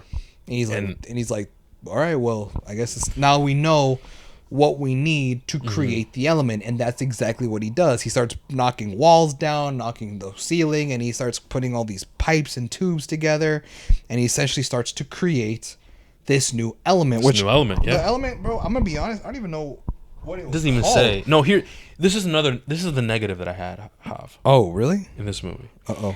Is that Tony Stark solves this element situation, right? This movie doesn't do a good job explaining how. How did he, like, not even a hint? His father in the recording never really gave a hint either. How is he supposed to know that Tony Stark was going to look at that diagram and actually take that diagram and figure it out? You know what I mean? Or how did he know that he wouldn't have thrown it away? Because it's just in the perspective as a normal person, it's just a diagram. It could have been thrown out. Tony Stark could have been like, hey boss, what do we do with this diagram? Tony could have been like, oh, you could throw that out, right? How they don't, in my opinion, bro, they don't necessarily do a good job explaining this whole scene, bro. I'm not gonna lie to you, because it's kind of like, okay, how did you get that? How did you know this? Okay, because Tony, when he first sees it, he's like, something's weird about this. Okay, what's weird about it? He doesn't really explain why it seems, or he could have talked to Jarvis, say, hey, this looks like this, and like, oh, and they could have done like a wide shot of the diagram, and it could have looked like, doesn't this look like blah blah blah? And Jarvis is like, oh, it does. It looks like, you know, and they could have explained it a lot more. Yeah. Right here, he was just messing around and shit. Hey, do this, do that. Oh, you know what? This is the nucleus. Whoa, how'd you get there, buddy? How'd you get there? How did that happen? And not only that, he's doing these tubes and shit. Like, okay, what is he doing? What's this laser that's shooting out? Right? What is happening right now? And that's one thing that was a negative for me personally. They don't do a very good job explaining. Exactly, bro. And I think they really do needed it. And to. I'm right here, just even looking at my notes. They don't even name what the element. No, is. it just says it. No, it's just new element. It's just like we just have a new element. That's which is cool, and that's a flex. Oh shit, the periodic table has one new element now. But what is it? But what is it? What's it called? And how did he figure it out? How did he figure it out? What's the background behind that? Like, what was the point of him supercharging that laser? Exactly. And what was? We don't know. It just happened, bro. It was like a 5-minute thing that just happened, and it doesn't tell you. It's like, if you want to ask questions as an audience, hey man, how did this happen? The director's like, yo, it just happened, buddy. And we already know what happened, right? We get it. We understand the story now. We understand the backstory. But that's one of the negative that I had with that scene, bro. I didn't really fuck with it just because they didn't explain it, and it made me feel like a stupid idiot. I'm like, yo, am I stupid? And then I'm after like a day that I settled and everything. I'm like, no, I'm not stupid. It's just they didn't explain shit. No, they didn't. You know what I mean? They didn't explain anything, so of course not. I'm like, no. So that's a negative for me that I had. That was like another negative about this movie that I had. Yeah, that's true. Is that scene is like and here's the thing, it's an important moment. This is an important moment that connects himself with his father, right, and his inventions, and something that prevents him from dying. Something that is a major subplot in this movie. And the fact that the resolution for the subplot is not explained properly. You know what I mean? Like, that is my issue with this part. It's like, what the fuck's going on here, bro? From the beginning of the movie, this is a subplot. Cool. It's an important one, right? Tony Stark's dying. Okay, we get the resolution.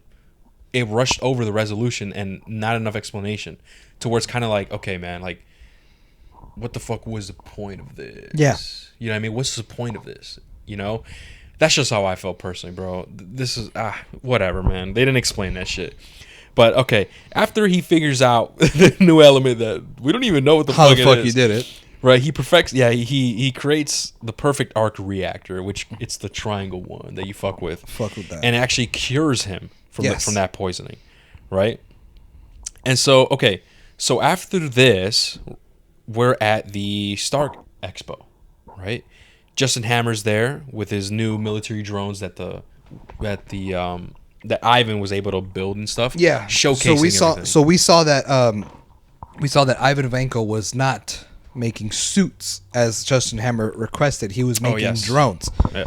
He was like, yeah, man, a head's not going to fit in here. And it's like, no head. It's going to be a drone. Drone's better. It's better than putting a man in there. And you could tell that this entire time, Justin Hammer is funding his shit, but on the low, Whiplash has his own agenda. He's not actually helping Justin Hammer. He's making his own shit, drones and stuff, so that he could just kill Tony Stark and ruin the expo. Exactly. And on top of that, we also get a scene where Justin Hammer starts to get aware that Ivan Vanko's not following his deal. Exactly. So they come into his room, they take his bird, the pillows, and he's like, yeah, you see how you feel when they take shit from you? Like, that's how I feel right now. That's how I feel, yeah. And he's like, I'm going to put you back in that fucking prison, like, fuck you and this and that. Like, I'm going to go and show off those drones now, and then when I come back here, I'll see what I'm going to do with you. And that's when Ivan is not, like, tripping because he has his own little plan in mind where like you said, when we're back at the expo and they're showing off the drones, one for each regiment, he's in a computer back at Hammer Industries in his facility where he's actually turning them on to be programmed to like attack and shit. Yeah. But before he does that, we finally get our first look at the War Machine armor, which is the one that they decked out with the Mark II armor. Yeah. So the Mark II armor they bring to the Air Force, and Justin Hammer's there. Mm-hmm. And you find out that the government is going to use Justin Hammer's funding resources to deck the shit out of the machine. The Mark II suit that with all Rhodes that stole or took. And they are going to basically deck it out with armor and all this artillery. So he puts all these machine guns in it, this minigun on its shoulder, all the missiles and stuff like that. So at first Rhodey's like, he didn't agree with it. He's like, what? Justin Hammer? Like, he should not be messing with this because he's a bad guy. But the government's like, we don't care. That's an order. You're going to return it into him. And so Justin Hammer shows off all the guns and he's like, all right, so like, what do you want on this suit? And that's when Rhodey's like, we'll take all of it. We'll take all your weapons. And so that's when they infuse all those missiles, all those bullets, all those miniguns and everything into that machine. And essentially that's when they show off the War Machine at the Stark Expo. At the Stark Expo. After they showed every single drone for each regiment, we get the War Machine. And with that being said, guys, we're actually going to give you the super synopsis on War Machine. Here you guys go.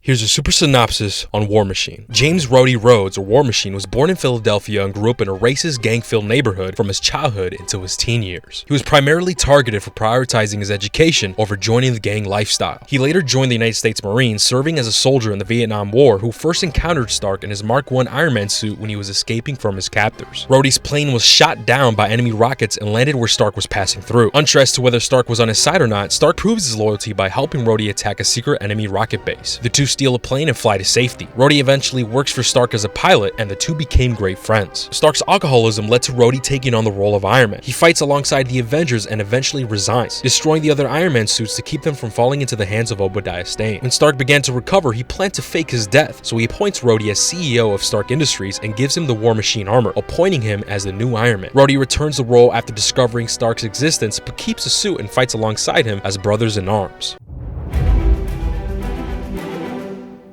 And we are back, guys. All right, cool. So we left off at Vanko hacking the drones. Mm-hmm. Yeah. Okay. So then after the War Machine armor was showed off, we see Iron Man pull up in the new Mark VI. Oh, yes. Armor, my favorite suit, by the way. Triangle's chest symbol is fire. And he comes in, and that's when Rhodey's like, what the fuck are you doing here? And he's like, hey, man, just wave, just smile for the cameras, wave. But by the way, Vanko's up to this. And he's like, what? Vanko's alive? But he exploded in the prison. He's like, nah, man, he's alive. He's behind all this. Just have my back. So when he goes up to Justin Hammer, and he's like, where is he? He's like, what? He's like, where's Vanko? Stop playing stupid with me. It's like, I don't know what you're talking about, man. And then that's when all the fucking robots turn red. And then Rhodey's like, whoa, what the fuck's going on? Hey, yo, Tony, what the fuck? And he's like, yo, I have no control. And he's like, hey, yo, put the gun down, motherfucker. Because his minigun starts rolling up. So he put the motherfucking gun down. He's like, I can't, bro. It's controlling itself. I can't move.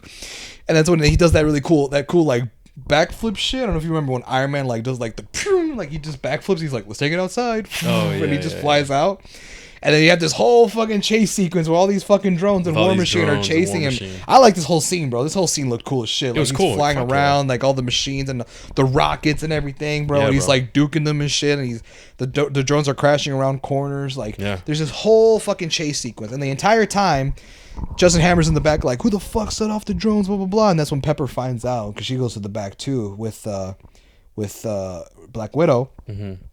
And they're like, what? I have nothing to do with this. What are you talking about? This and that. And that's when Black Widow like pins him against the desk.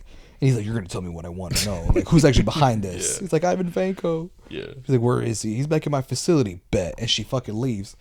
And Pepper was like, what the fuck are you doing? She's like, I got to go. I'll be back. And she runs off. And then Happy's like, where the fuck is going? He's like, yeah. He's like, you want to drive? He's like, where the fuck going on? It's like, hey, I got to go somewhere. You're going to drive? So you're going to take me? She's like, I'm not going to take you nowhere, bitch. Yeah, like, you want me to drive that? I'll drive. He's like, no, hell no, I'm driving. And he drives. And I'm just like, you just said no. That was weird. That was funny, though. And then he does what any man would do.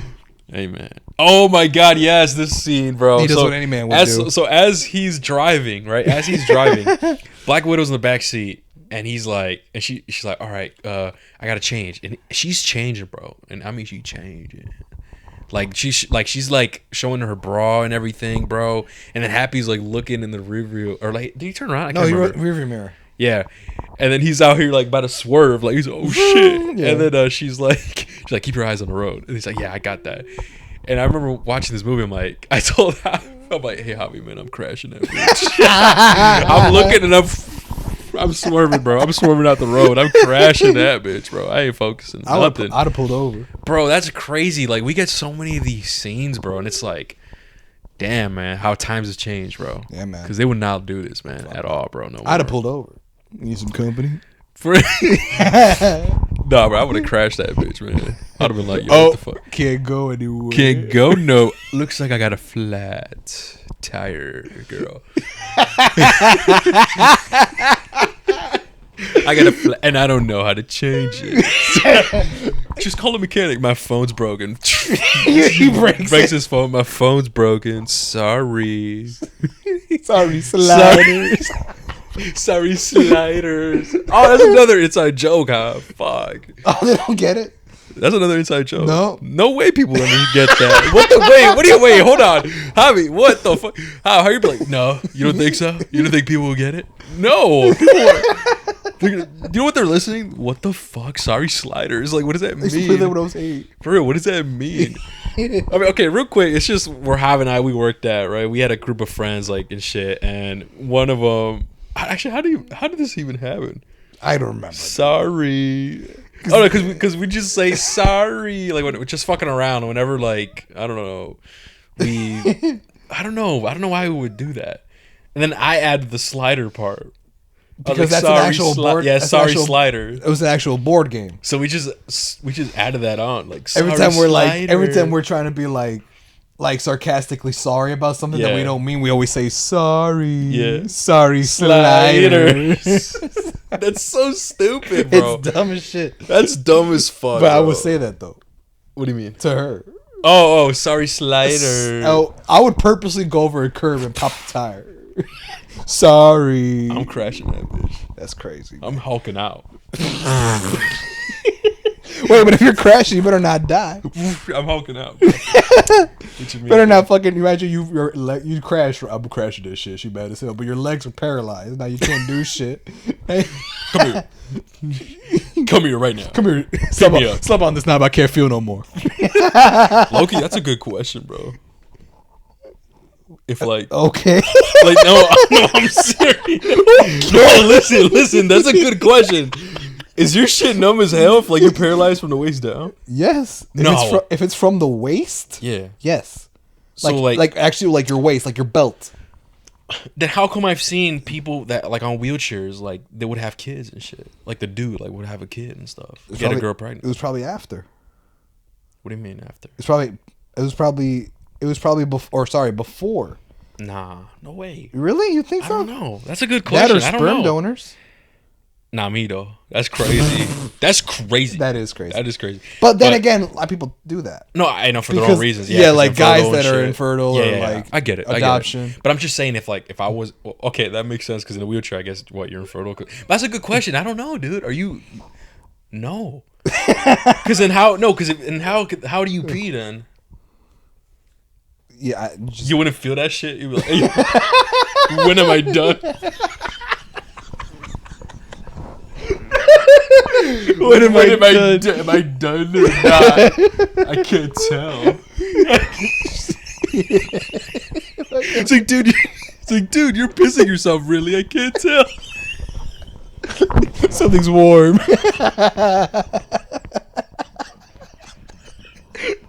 You're fucking dying. You're pissing yourself. Really? I can't tell. Because you technically can't. I know, can't tell, bro. You're Gordon Ramsay, bro. You're eating a steak, bro. It's busted as hell. It's busted. No one else can enjoy the dinner. You're fucking pissing yourself. What are you talking about, bro? What are you talking about right now? I don't get it. What are you talking What do you mean? You're just bringing up Gordon Ramsay. What are you talking about? I'm saying, what if you're at a Gordon Ramsay restaurant, you're eating food, Okay. you're like, yo, this shit busting there, right?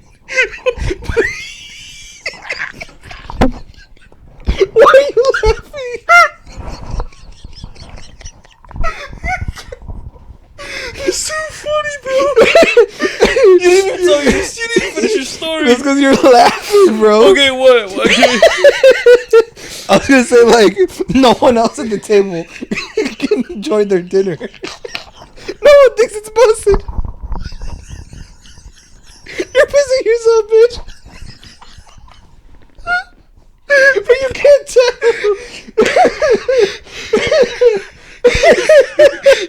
Oh, shit. Okay, wait. I'm still confused. Okay. You're crying, bro. You are too. Wait, okay, let me get this straight.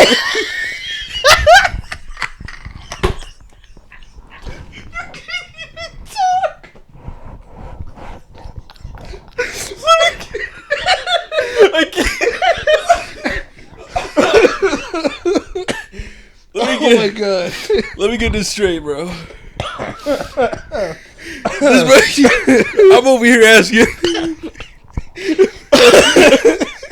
I'm over here asking, like, can you feel your dick while you're paralyzed from the waist down? Can you pee? This man said Gordon Ramsay with a steak. I'm like, what? So let me get this straight. You're trying to say is like, what if you're at a Gordon Ramsay restaurant? Yes. Everybody's enjoying their meal. No, while you're pissing? Or what? Like, you're the only one enjoying it because you can't feel it. You can't feel what? Like, you're going because you're paralyzed. Okay. So when you're eating, like, this shit buzzing, right? But everyone else is like, hell no, that's disgusting. Like, they can't enjoy the food because you're yes, bro. You're pissing. Yes. Can you imagine, like, you spent all that money on a Gordon Ramsay dinner and your paralyzed friend is pissing themselves? Bro, George's got to change again.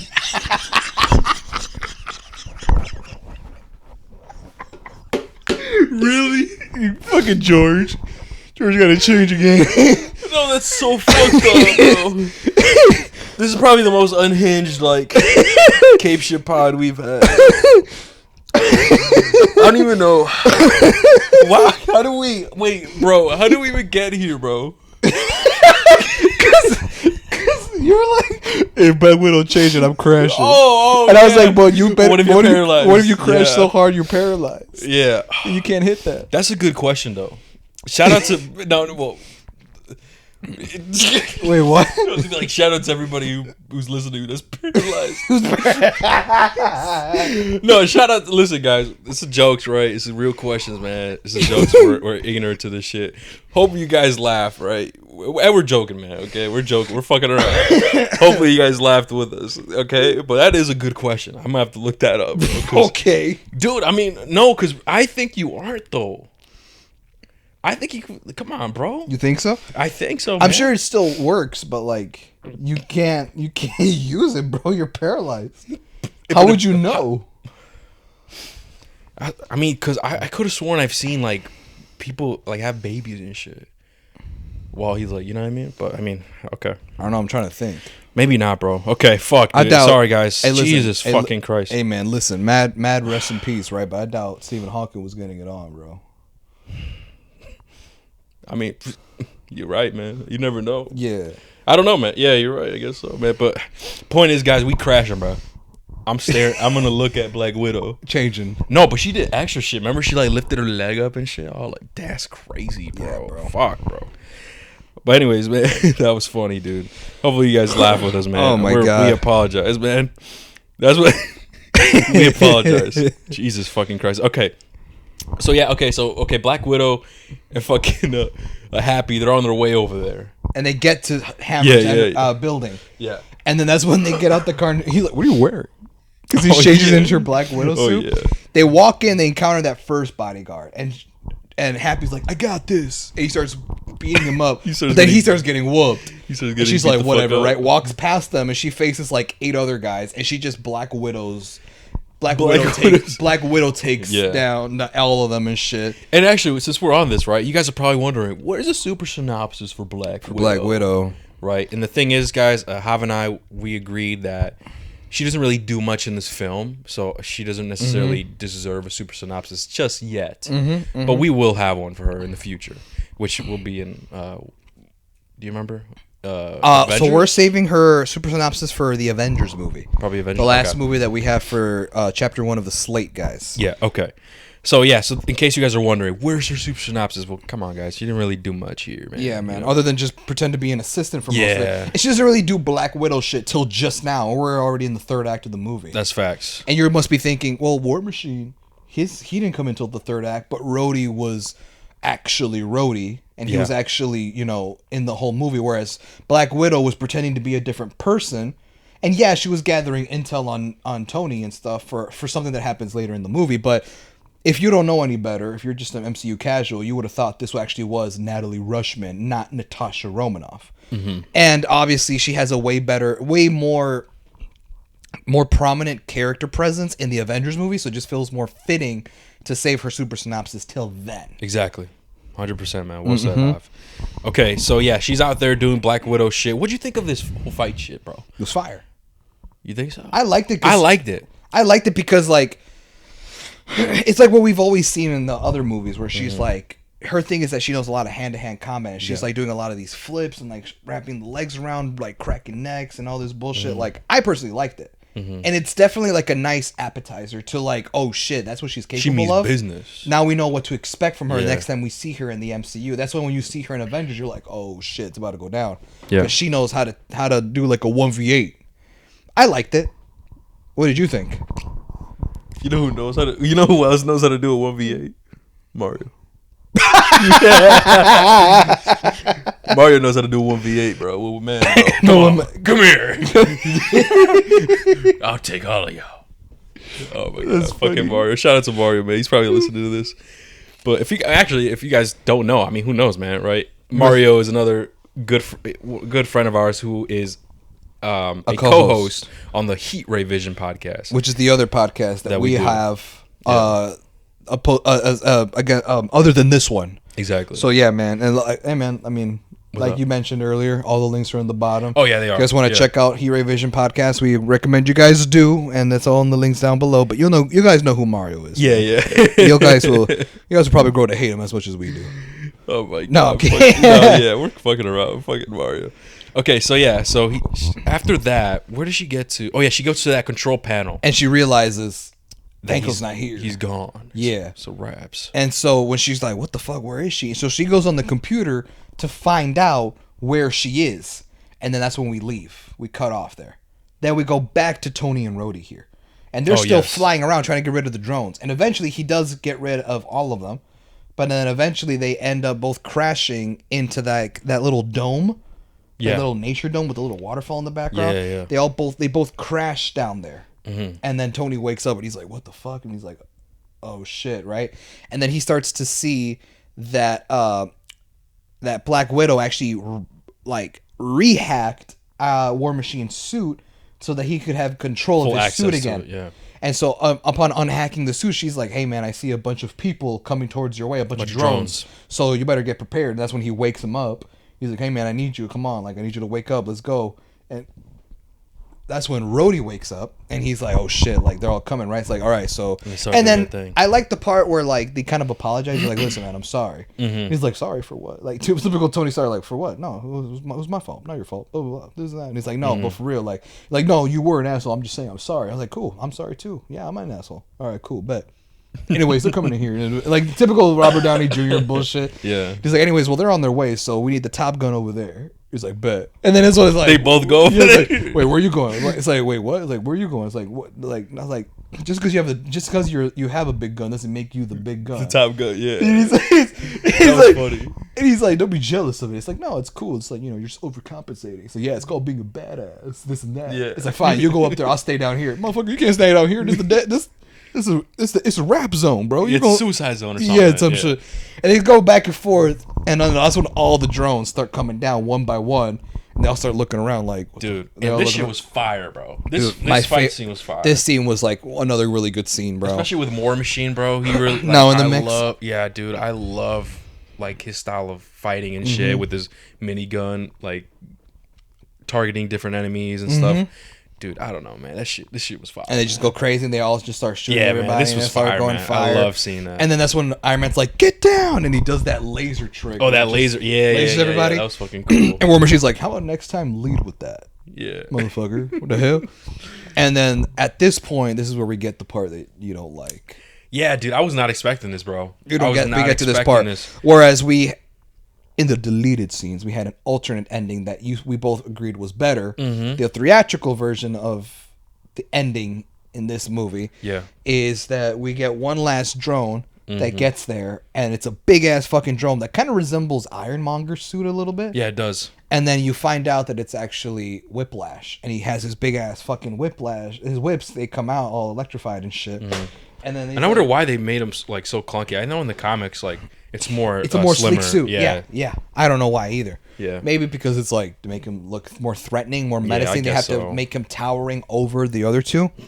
But with this is the part where it's like, you know, you may want to laser him again. He's like, no, man, it's a one-time use. That's it. And he's like, I'm gonna hit him with the ex-wife. I'm gonna hit him with the ex-wife. And it's we forgot to mention because as fucking Justin Hammer was like showing the weapons off and shit to Rhodey and like the general or whatever the fuck.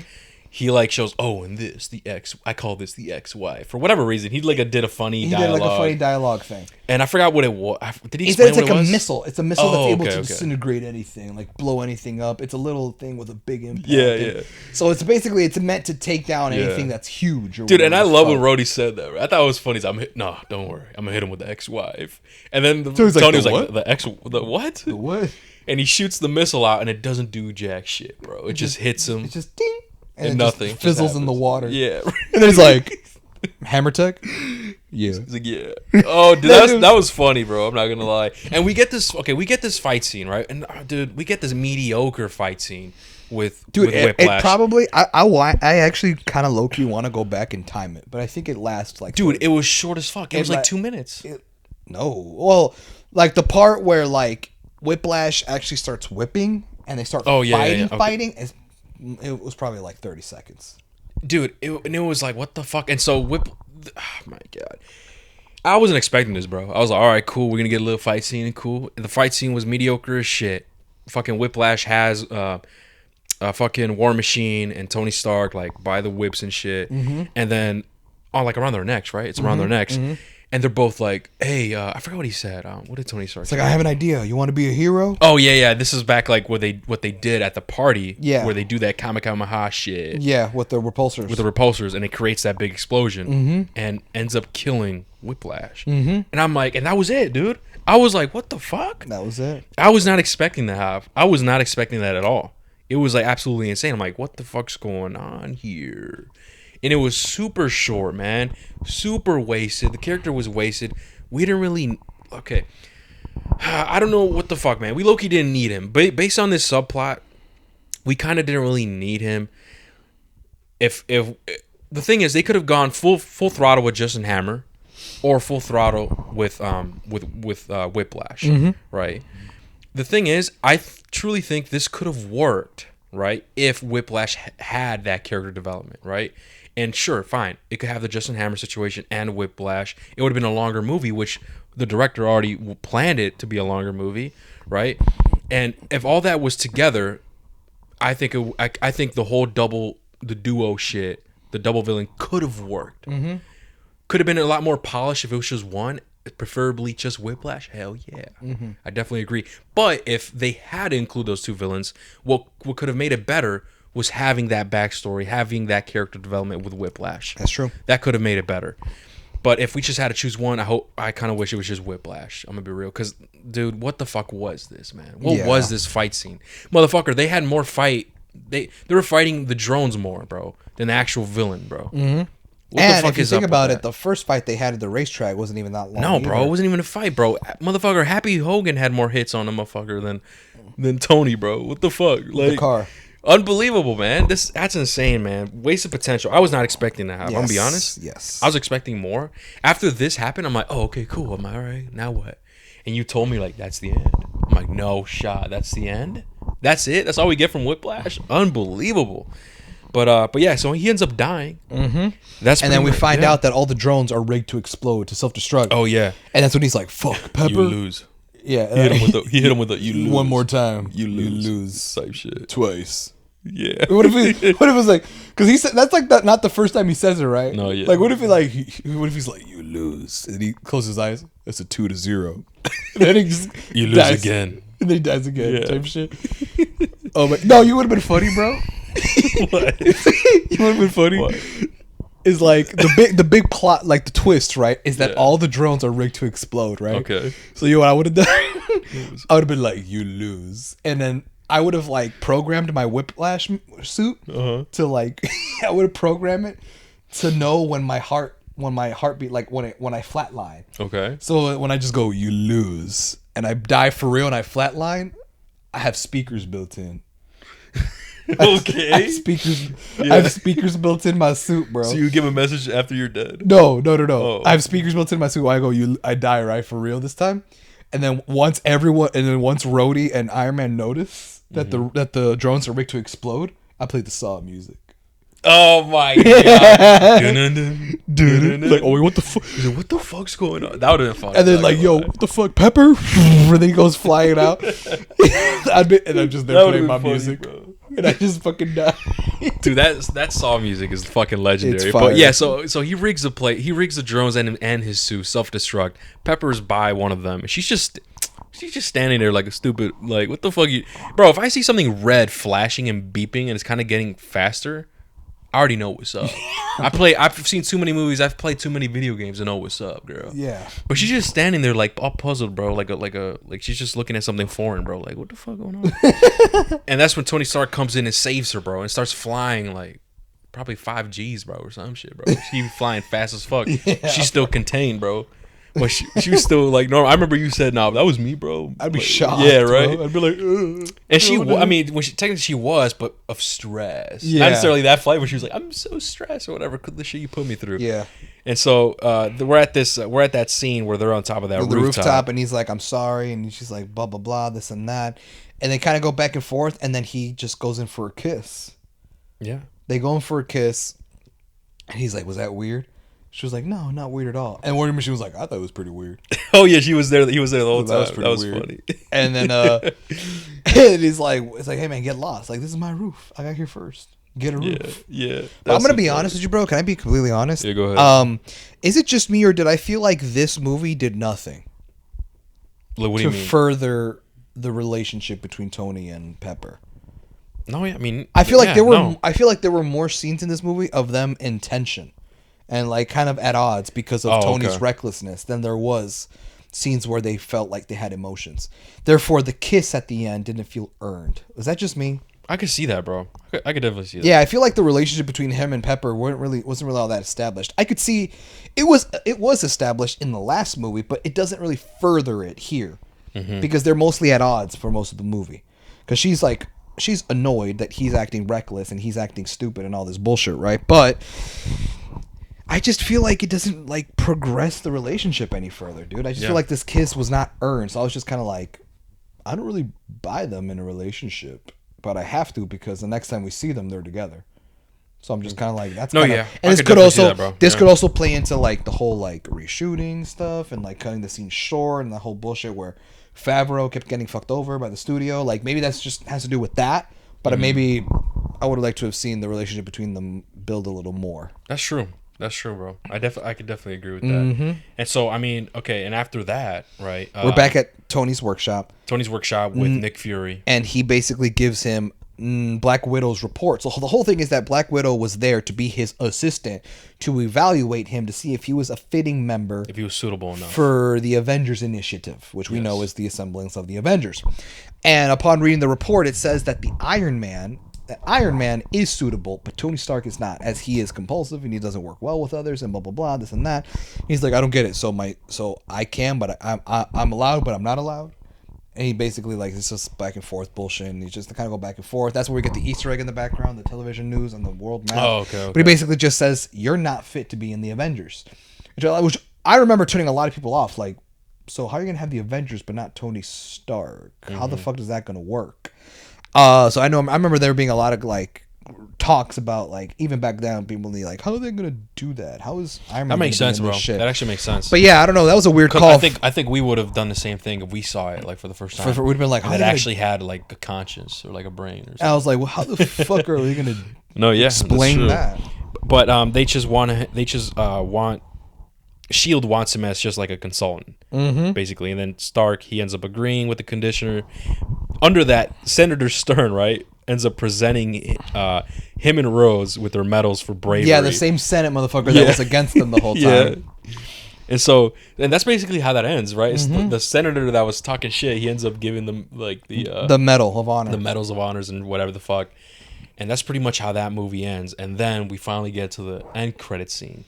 The very, very end, where Coulson earlier in the movie said, I gotta go to New Mexico, probably not to kill yourself. And he drives all the way out to New Mexico, and we see a crater in the middle of the New desert. Mexico, and he calls Nick Fury and says, hey, sir, we found it. And we zoom out, and it's Mjolnir. It's Thor's hammer. And it goes to a black screen to the sound of like thunder and lightning. Yeah. And then that's kind of, like I said, in the super facts, it's a hint towards the next MCU installment, which would be Thor, which would also be our next super review, guys, after this one. So be on the lookout for our Thor review. That, man, is Iron Man 2, bro. And that is Iron Man 2, guys. Yeah, dude. And listen, guys, before we get into our final thoughts and our rating, right, we are going to go into our last segment of the show, which is reading recommendations. So here you guys go.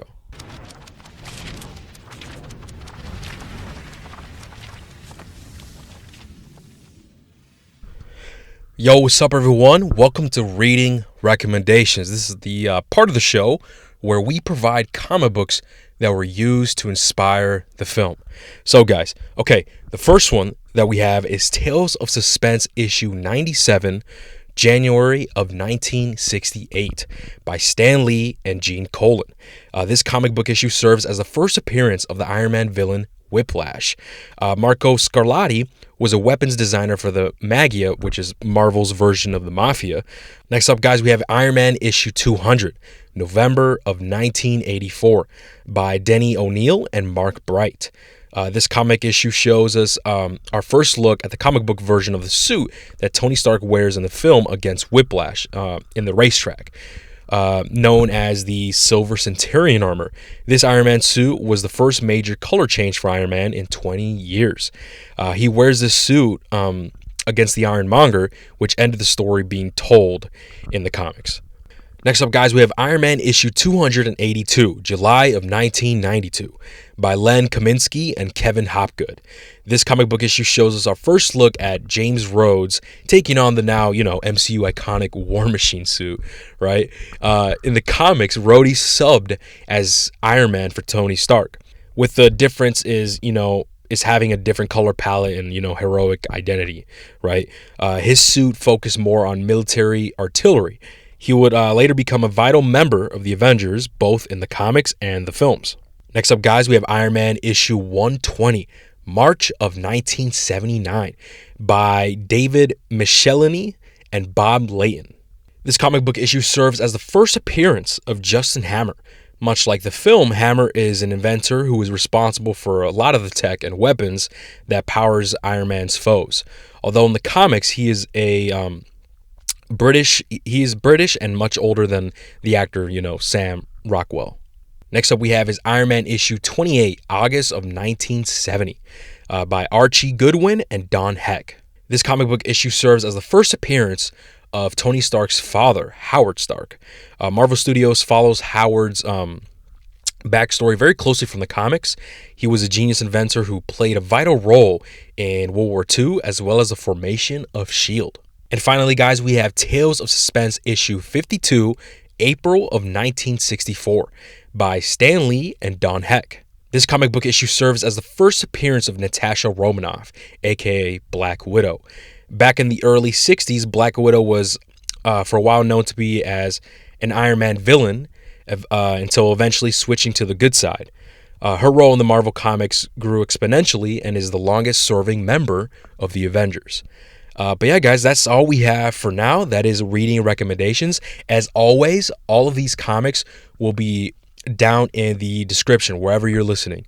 So if you guys want to go check them out, they're gonna just check the description wherever you're listening, whether it's Spotify, Apple, or YouTube, anywhere basically. It's gonna be in the description. But with that being said, thank you guys so much for listening, and now let's get back into the show.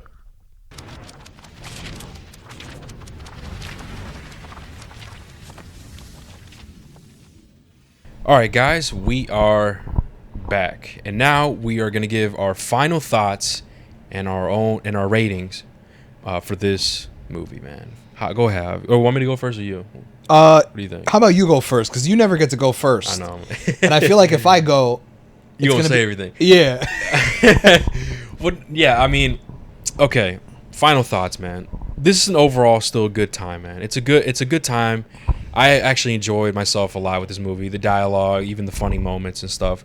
And I would put this up there with The Incredible Hulk. Yeah, You I agree. There are issues, man. There are issues we already talked about, right? The subplots, right? The wasted potential with Whiplash. What else? Fuck, I can't think of the top of my head that I had. I think those were like the main ones that I had. Whiplash. Whiplash is definitely a main one.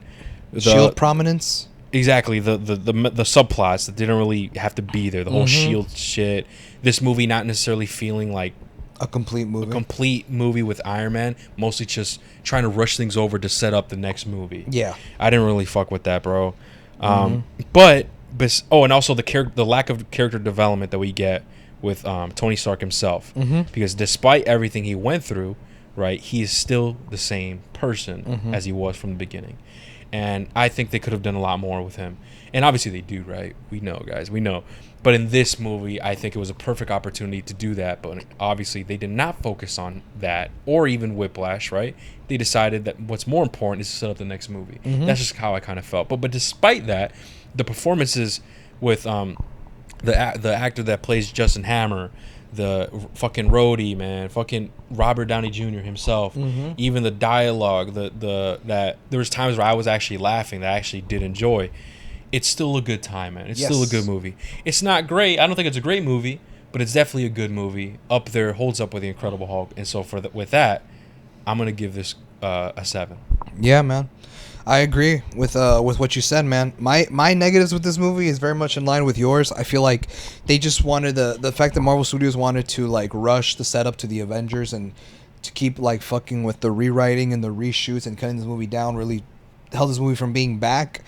I would have liked to have seen Whiplash get fleshed out more. I would like to see, release the Snyder cut. Well, man, I'm trying to see the Favreau cut of Iron Man 2, low key. I want to see what the original vision of Iron Man 2 was supposed to be.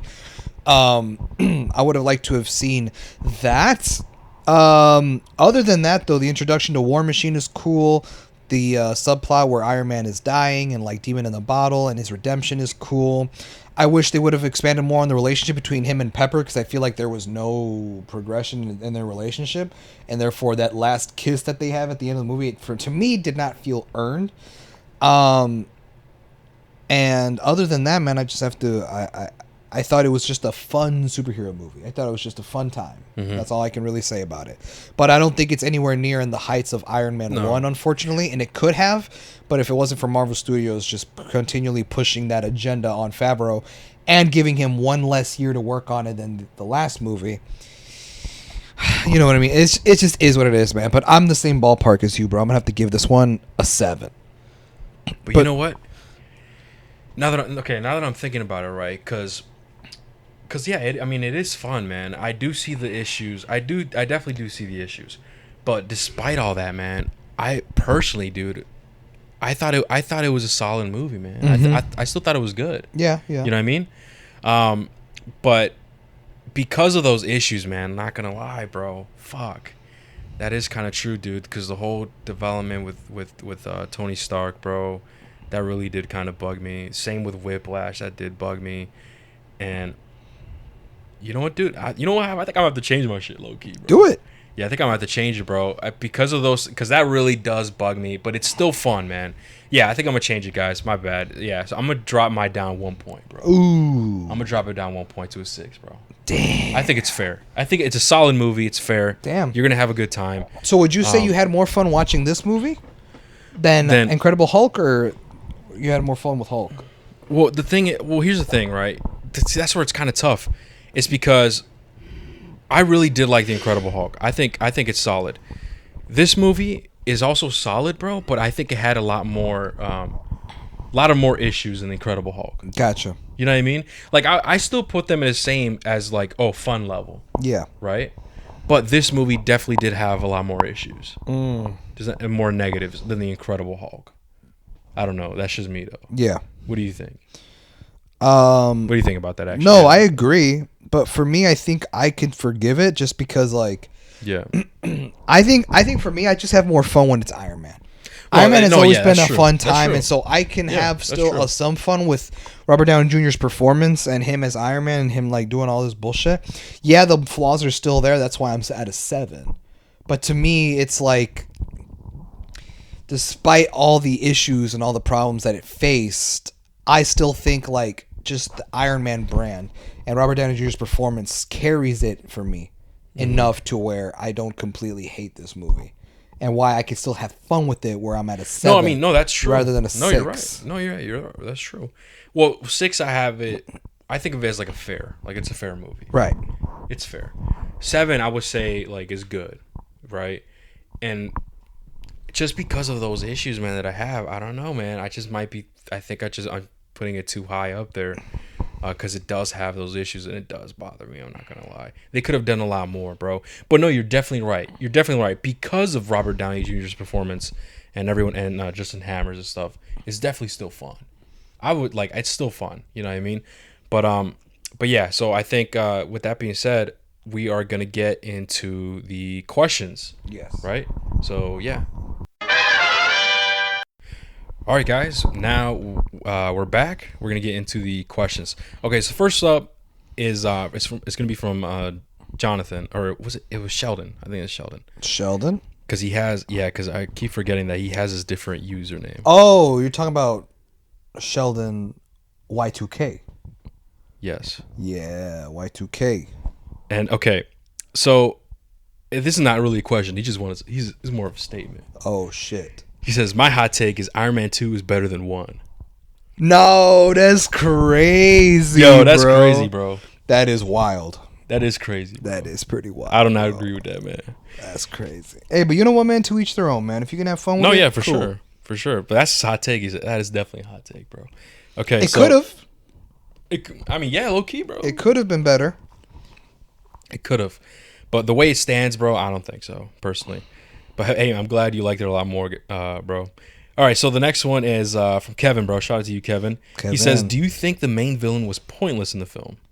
I mean, we already answered that. Well, we talked about that. Basically, yeah, bro, to answer your question, super crash course, you already know our thoughts. Yeah, you already listened to it. Yeah, man, we just thought it was wasted. It was pointless simply because Marvel Studios wanted to downgrade him as a one-dimensional villain, man. But if we just would have let him to be that more complex, villain with more layers and more everything, bro, and all that screen time that wasn't cut out, bro, could have been better.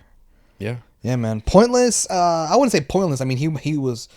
There was a reason for him to be here. It's just that it doesn't feel that way. Exactly. Just because of how it wasted a potential he was. Yeah. Exactly, bro. Okay, so the next one's going to be from Sheldon M. Oh. So not Sheldon Y, Sheldon M, bro. All right, bet. So he says, okay, so the question for Iron Man 2, the casting change for James Rhodes / War Machine. Did it bother you guys? They removed Terrence Howard and cast Don Cheadle. Honestly, I never really noticed. I mean, that's kind of facts, bro. Facts. Same here. His character didn't appear a lot in the first one, so I get why I never noticed it. So that's his first question. So for me, I guess we touched on this. Bother us? We touched on that earlier. At least I did. I said it didn't really. Yeah, to be fair, I can't really say it bothered me, bro. Just because I only saw Terrence Howard in one movie. That's true. Reflective back.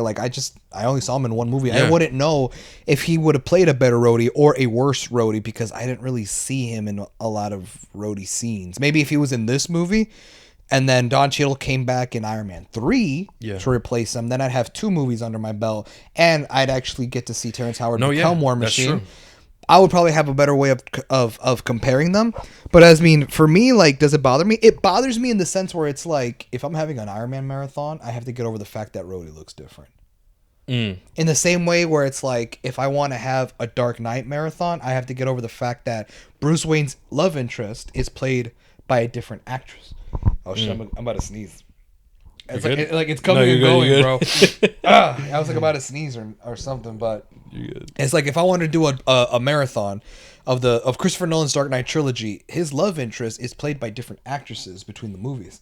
So I have to get over the fact where it's like she looks different or something, like, you know what I mean? Like, to me, I have to get over that, but bothers me in like that nitpicky way. Like, That's true. they got a worse. No, that makes sense. I actor. kind of agree. To me, I'm kind of with Sheldon, bro. I never really noticed. Right. I never really noticed, bro, until like I went to go see Iron Man, the first one, like a long time ago. I'm like, oh shit, he's actually different, bro. Yes. What the fuck? So that is true. I kind of definitely agree with that. Okay, so he has a second question. Also, do you think the villain Whiplash was a good villain to use in the movie? I feel like he was kind of underwhelmed and wasn't that interesting. Yeah.